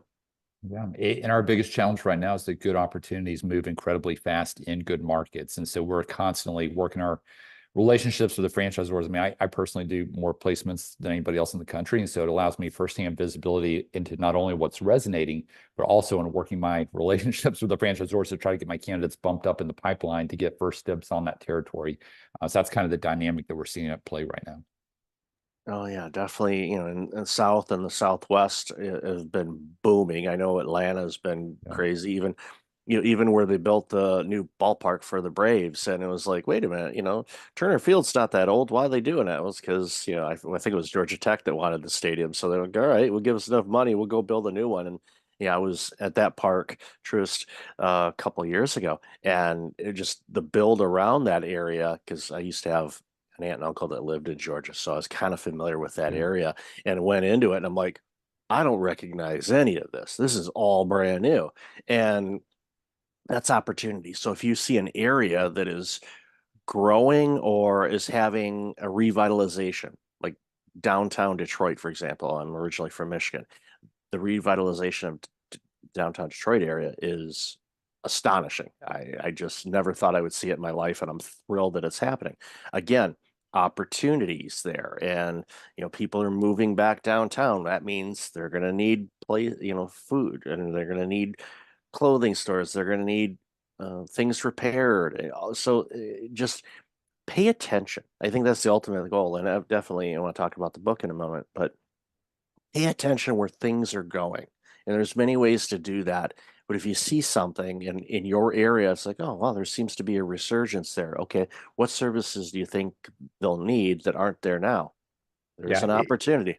we got the aging population. They call it the silver tsunami. You know, we've been talking about 10,000 people turning 65 every day for, I don't know, probably the past decade. And so now they're in their mid 70s, right? And, you know, that in-home healthcare, I mean, we had 13 clients buy into that last year, into that space. But then we have people keep having babies. And so youth soccer has been one that a lot of our clients have done very well with. And so, yeah, it's all these niches, again, that are not top of mind until you see the opportunities in front of you. And then you say, wait a minute, I never thought about this. And we get that feedback from our clients all the time. Probably 90% of them end up purchasing something that was never on their radar, that they'd never considered that industry. And so that's a lot of fun for us, is, you know, to see those light bulb moments take place in real time. Absolutely. So as we wrap up, tell us about the book. And, I always ask authors, why in the world would you give up so much of your existence to write a book? Because it's not something you can do on a weekend. I mean, a PDF book, sure, I've done that, but an actual book, it takes time. So tell us a little bit about the book. A lot of early mornings before the kids would wake up, right? So, no, really proud of it. It came out about a year and a half ago, non-food franchising. Like I said, happy to share a free digital copy with all of your listeners if they come out to our website, franbridgeconsulting.com. But it's a fairly easy read. I mean, I packed a lot of great content into about 95 pages. So it's awesome. It's done everything I hoped it would do. All of the profits go to a great nonprofit, Hope International, that we support. So it wasn't intended to be a moneymaker, but it was really for educating and, again, waking people up to these opportunities that oftentimes are not on their radar. And so it's been such a blessing. So many of our listeners have, or our clients have listened to it or read it prior to even getting on the phone with me. So it just gives us, it allows us to start on third base in our process, if you will. Yeah, as a baseball fan, you start on third base, you're going to be playing in October. And that's a beautiful thing, as spring training is wrapping up at the time of this recording. And I'm like itching. It's like, okay, it's almost ready. Let's go, another season. And who knows? But, I know the Braves are going to be around for it, and we'll see about other teams as well. But it's always one of my favorite times of year, because especially growing up in the Midwest, it's like, okay, winter's finally gonna be ending at some point. Yeah. But it's all good. And we've got the Masters coming up in just a couple of weeks here, which There you go. for us in Yeah. Georgia, we love that. So. Oh yeah, no, that's an amazing tournament. It's special. It's well, I mean, there's great tournaments, but there's certain events that are just special. The Masters, Daytona 500, World Series, obviously Super Bowl is another entity in itself, but there's just certain events that happen throughout the year that are just catch your attention. Whether it's the Olympics or anything else. But love this conversation, John. Where can people find out more about you and all this amazing work you're doing? Yeah, come out to our website, franbridgeconsulting.com, FRAN, bridgeconsulting.com. We've got a lot of content out there. Like I said, it's entirely free to work with us. I'm essentially a real estate agent, but for franchises. So we get a referral fee from the franchisor. None of that gets passed on to our clients anyway. So it's a great, clean model. But yeah, would love to engage if you're interested in taking next steps. But if nothing else, I'd say sign up. Just share your email address and we'll get the book over to you. And then we'll go from there. Awesome. I'll definitely have that in the show notes. So, John, thank you again for your work and all this amazing stuff that you're doing. I appreciate your time today. Enjoyed it. Thanks so much, Michael. Welcome back. I've got Louisa Milano online. Louisa, how are you? Fan-freaking-tastic. That is awesome. That is awesome. I always love your energy is already good. I'm like, okay, good. I mean, I've already had my coffee for the day, so we're good. But it's like, I don't need a top up. We're good. So why don't you share a little bit about you, and then we'll jump into this very important conversation. Yeah, a little bit about me. I live and breathe entrepreneurship, and specifically an empowering, joyful entrepreneurial journey. I think a lot of people that view either early in their entrepreneurial journey or looking to launch their entrepreneurial journey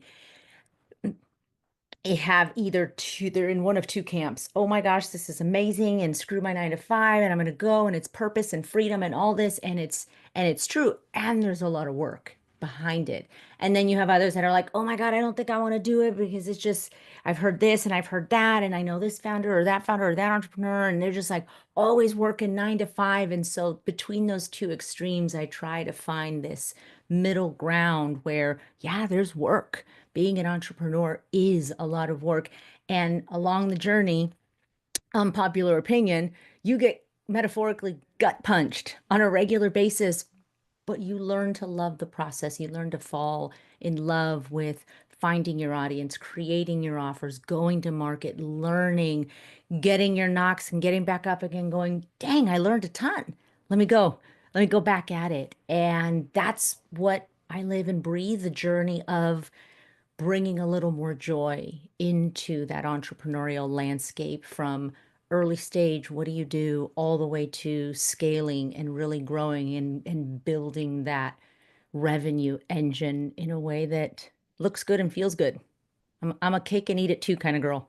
There you go. I'm in the same boat. It's like there's more than enough for all of us. We just have to find our way through the bumps and bruises and lessons, and we will reach, whatever journey or destination we want to go to. And it reminds me of, one of the things I love doing is journaling. So I've got notebooks. Actually, I can see them on the other side of this camera. There's some notebooks from the last few years, and some of them are when I launched my organization back in 2016. And I look back at the notes, and it's funny. I look and go, wow, I really didn't know what the heck I was doing, but this is cute. It's like I see the growth and I'm like, okay, wow, that's good. It's like, oh, I guess I'm not going to do that because that's been on a to-do list item since 2017.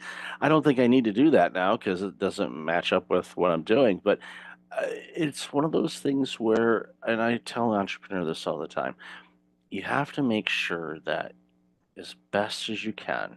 And yes, like you said, there's a lot of time and effort and hours that are put in this. You make sure that you're kind of looking around while you're doing it. You enjoy the journey, the bumps and the bruises, the gut punches, like you said, and even those small victories. Landing that first client or selling that first offer, or like we talked about in the pre-show, and launching that funnel to let people kind of guide themselves into the direction where they want to go and what they need, so they get the product or service that is right for them. And it's such a beautiful thing when we get to do that. And I am just thrilled when I hear people say, I think I'm going to launch my own business. My first question, or actually first comment out of it, is like, good, do it. I don't know what they're going to launch. I have no idea what they're going to launch. I said, good, do it. And they look at me, I haven't told you what I can do. I say, you want to launch a business? Go do it. Because that's where it starts. All the products and services that we use on a daily basis originally came from an idea, a concept, or somebody wanting to do something. And we have to encourage that. And one of the things that you do really, really well, amongst many things, is you're a strong advocate for community. And I think, and we talked a little bit about this in the pre-show too, over the last 5 years, the need for community, I don't think, has ever been stronger. And so many people, unfortunately, for one reason or another, kind of silo themselves or get siloed away from peers and mentors that can really help them grow, not only as an entrepreneur, but as a person. So, why don't you share a little bit about the work you do as far as a community? I love the name of your community, by the way. It definitely has a great ring to it. So, why don't you share a little bit about that? It does, yeah. So Herlocity is about to turn a year old, something I'm really excited about.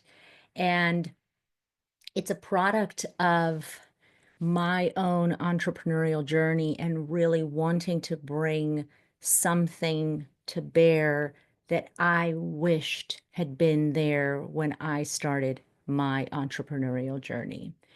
There are so many feelings of isolation. We go sometimes from a big corporate job, 9 to 5, with team and direct reports. And even in a smaller organization, you're certainly before COVID, on a regular basis, you were around a lot of other people.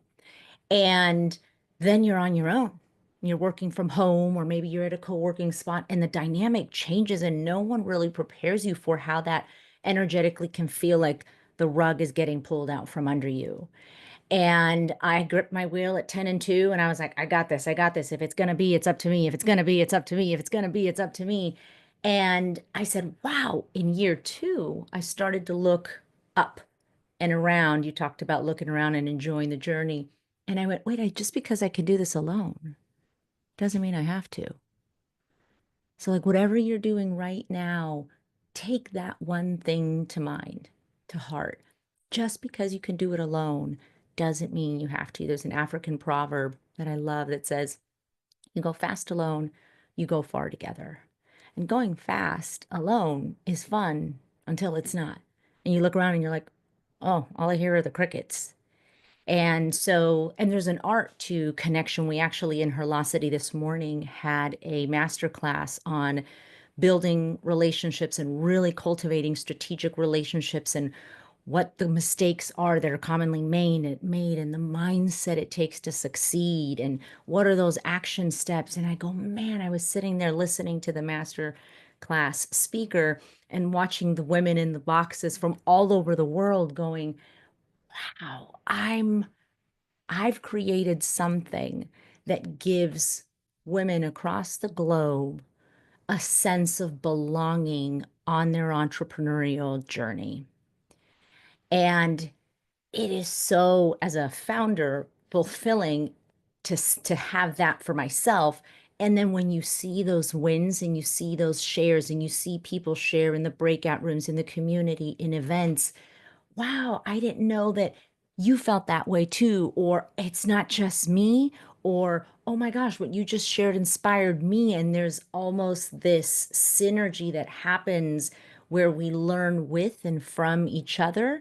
And then we apply that into our business. And in my one-on-one work with clients and in the community, I see that there's so much more creativity, there's more innovation, there's more growth with less effort, because you're building a network where you're 1 or 2 texts away from an introduction, a connection, and it takes time to cultivate that. But if you plant the seeds, you're not guaranteed to have a fruit tree, but you'll never have a fruit tree if you don't plant the seeds. And it starts with community and connection. And one of the things that jumps out at me too about this, and I've experienced this as an entrepreneur, is there are times when you feel a little beat down and you just, that race is, and even if you've got a team and you've got peers, there are times where you're dragging a little bit, and it could be the weather, it could be Mm-hmm. news alerts. I always tell people, don't pay attention to the news, please. It's just going to bring you down. But just don't do it. It doesn't matter what flavor you consume. It's just focus on your path. You make your own economy, okay? And you don't have to worry about anything else if you do that. But what I find is when you're part of a community and you get to be with other people, and even this show and talking with people, when I finish a conversation, I say 99.9% of the time, the call will end, and I am on such a euphoric high and want to take on the planet, go, we're going to make this world better. It doesn't matter what we're talking about. It's that community thing. It help reinvigorate you, go and say, you know what? Okay, it's okay for you to feel down for a moment, but don't stay there. Remember why you're doing this. Remember, how bad did you want this? And you just do it. Is it going to be easy? No. If anybody told you it's going to be easy, I'm sorry, it isn't. There's challenging times, but you persevere because you have to remind yourself, okay, why did I want to do this in the first place? Why did I want to leave my corporate gig that was quote unquote safe to venture out into this, or stop being a nurse, for example, and launch my own business because I just can't handle the workload anymore in the healthcare sector or wherever it happens to be. You made a choice. And hopefully you talked with some people about it, and to get their feedback, because it's important to seek guidance. And that's again where community is such a key component, because You could be stuck on something and someone says, well, we'll do this and this. Next thing you know, you go, oh, you flip a couple levers and all of a sudden it starts working. You're like, oh, okay. And then you get to move on to the next stage and the next stage. And that's where community is such a beautiful thing, and what you've designed. And congratulations on the birthday. I'm assuming you're going to have cake. It probably won't be as messy as a 1 year old's birthday cake party, but it could be. I don't know. I don't know how you party. I'm assuming it might be messy, but that's all right. They sell wipes and cleaning sprays and things like that to clean it up. That's my recommendation. Totally. Have a cake and go 1 year old on it. Everybody will look at you, and they most of the people that know you probably go, I'm not surprised she's doing it this way, but You're right. yeah, so give it a shot. But yeah, I think again, it's community is so important, and doesn't it? It can be a huge community or a small one, whatever works for you. But I think again, going back to Herlocity, and I think about this, and go back to the pandemic for a moment. When I started seeing a lot of female executives, high-ranking executives, take a step back and go, you know what? I'm not going to work this grind anymore because I want to spend more time with my family and my kids. It upset me, and I'm going to tell you why. Because it shouldn't be a choice of either or. And I think that's my biggest complaint and the workplace culture and the workspace stuff that I do is I don't want people to have to choose between their family and their work. You shouldn't have to make that choice. It should be you have them both and they harmonize how they need to be. As an entrepreneur, one of the big things that gives you some flexibility, for more or less, is you have the ability to say, you know what, I'm going to spend more time, working at home so I can spend more time with my children or with my family or my dog or my cat, whatever you want, but to give you that control back of how you spend your time so you can be really creative and rested and grow and all of that. So again, I commend you on the community. Love to hear your thoughts on some of that. Yeah. What comes up for me is when I am talking to folks about Herlocity and community, some of the challenges or the resistance or the concerns they have in a very human way is, but I gotta, what if I what if I say I don't know? If I say I don't know, or if I show up like we had this idea that we need to have it as entrepreneurs all figured out, that we need to know the answers, and to not know is somehow a bad mark on our character. And so I think that keeps folks from stepping into community. And tragically, what it does is it furthers the isolation and it furthers the uh, depressive tendencies or I'm not cut out for this, which is one of the most heartbreaking things I hear entrepreneurs is like, I don't know, Louisa, I might have to go back. Like, I mean, it's not beyond me to go back to corporate if I can't make this work. And that breaks my heart because it breaks my heart and it lights me up. It breaks my heart because that's an experience that they're having. And it lights me up because I go, I'd be willing to bet you're not a part of a community of like-minded individuals. Because when you are a part of a community of like-minded individuals who are on a similar journey to you, Herlocity is all about female entrepreneurship and navigating the journey across the pillars that we have of programming, which are very comprehensive and holistic for women. So it's a very generalized community with a lot of programming in specific areas, but you also have very, very niche communities for product-based B2B organizations. And school does a really good job in the directory of like listing all the different communities that there are out there. But I go, I'd be willing to bet you're not a part of a community of like-minded people, because when you are, you're not alone. You can ask questions, you can ask for support. And even if you're not at first the one putting yourself out there, you're hearing what other people saying and you're still getting value. We have hundreds of members in the community, and some people don't really participate, but then I get a message from them that they got so much value from a resource or a post or a master class. I'm like, I haven't seen this person engage like maybe ever. And it's similar on social media because social media is kind of like this ginormous community, but we get into other spaces and you get to know the people versus somebody in your feed among the, like, I don't know about you, but like 7,000 followers on LinkedIn. I sometimes see the same people, and if the algorithm is in a good mood, I see them again, but it takes a lot more effort to keep people in LinkedIn, for example, in your plane of awareness. But in a community, you can really build these relationships.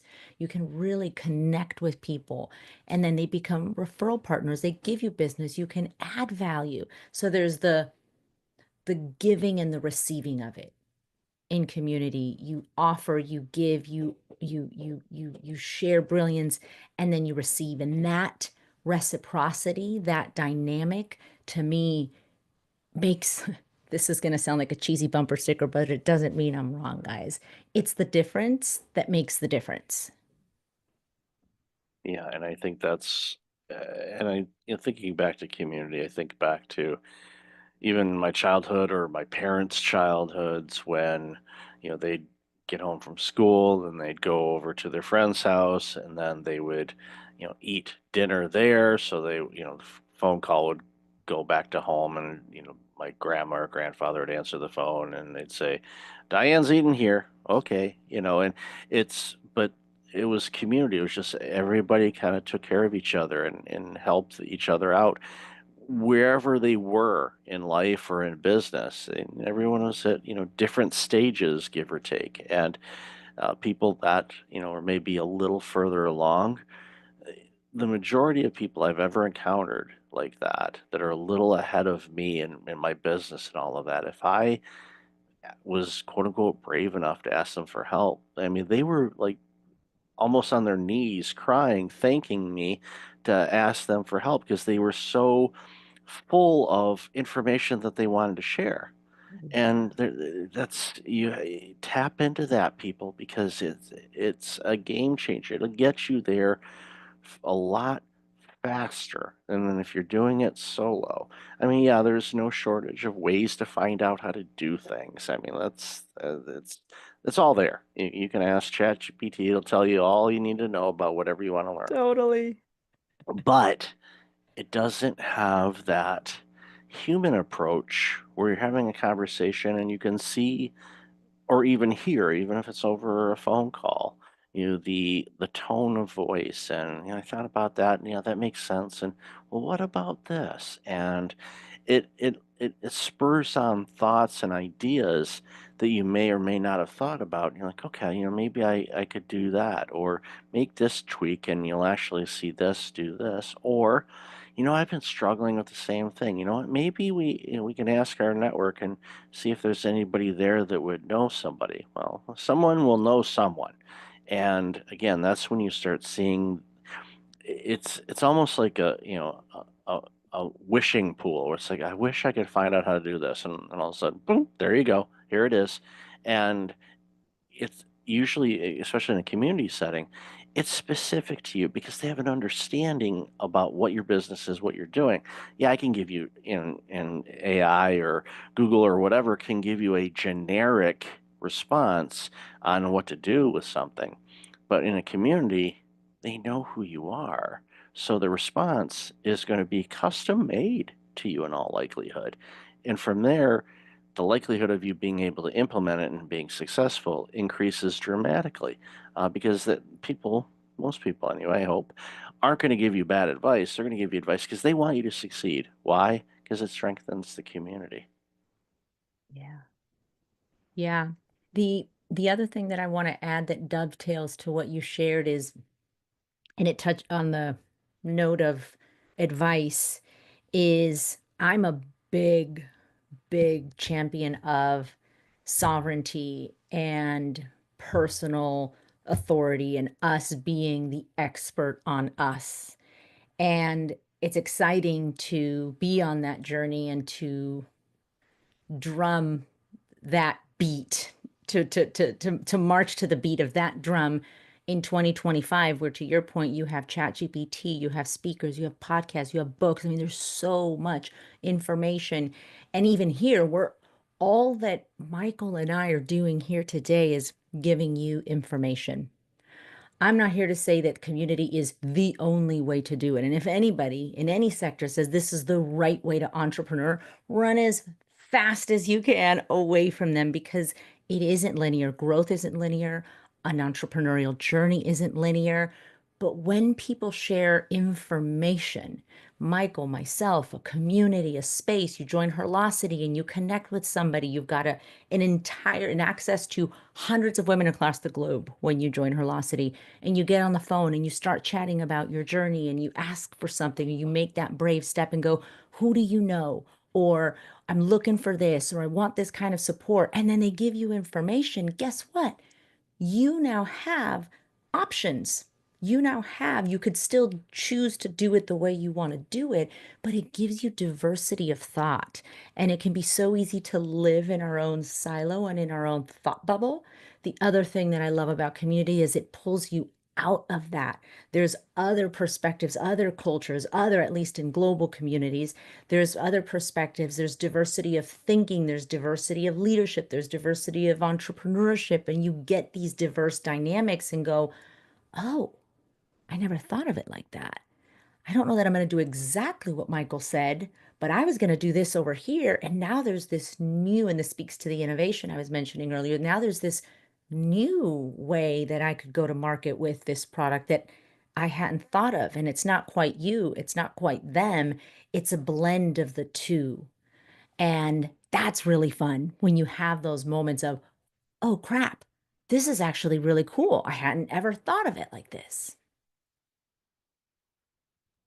And I think that's what's so eye-opening is it gets us out of our silos and different perspectives that we can consider. We may not implement them, but at least we look at it and go, okay, so that's what it looks like outside of my fishbowl. All right. And again, it can help you go, you know what, maybe this product launch isn't the right thing to do right now because of what Sheila said or what Amy said. And I think that's something, again, you're not going to have unless you're part of a community. So, Louise, I love this conversation. Where can people find out more about you, Herlocity, and everything else you're doing? Yeah, Herlocity, www.herlocity.com, a play on words between her and velocity. I'm on Instagram, luisamilano.herlocity, LinkedIn, Luisa Milano, and then my website, www.luisamilano.com, Luisamolano. Reach out. I'm a real human. I think when we do podcasts, we go, oh, yeah, like, but I'm not going to reach out. Like, that's what they say. Like, I respond to every single DM that I get. Between you and I, it may take a beat. Sometimes it's a few days, but I always, always respond. To me, somebody reaching out is so, so, so appreciated by me, because it's taking that step of, okay, maybe I don't have to do this alone. So maybe this is your brave step that you take, is go, all right, she said I could reach out. I'm going to find her on LinkedIn or on Instagram, and I'm just going to send a message, just send it, say, hey, hi, heard you on the Michael Levitt podcast. Just wanted to say hello. That's it. Awesome. Definitely have that in the show notes. So, Louisa, thank you for being you. The world needs more Yeah. people like you that are crushing it and doing great things to help all of us. So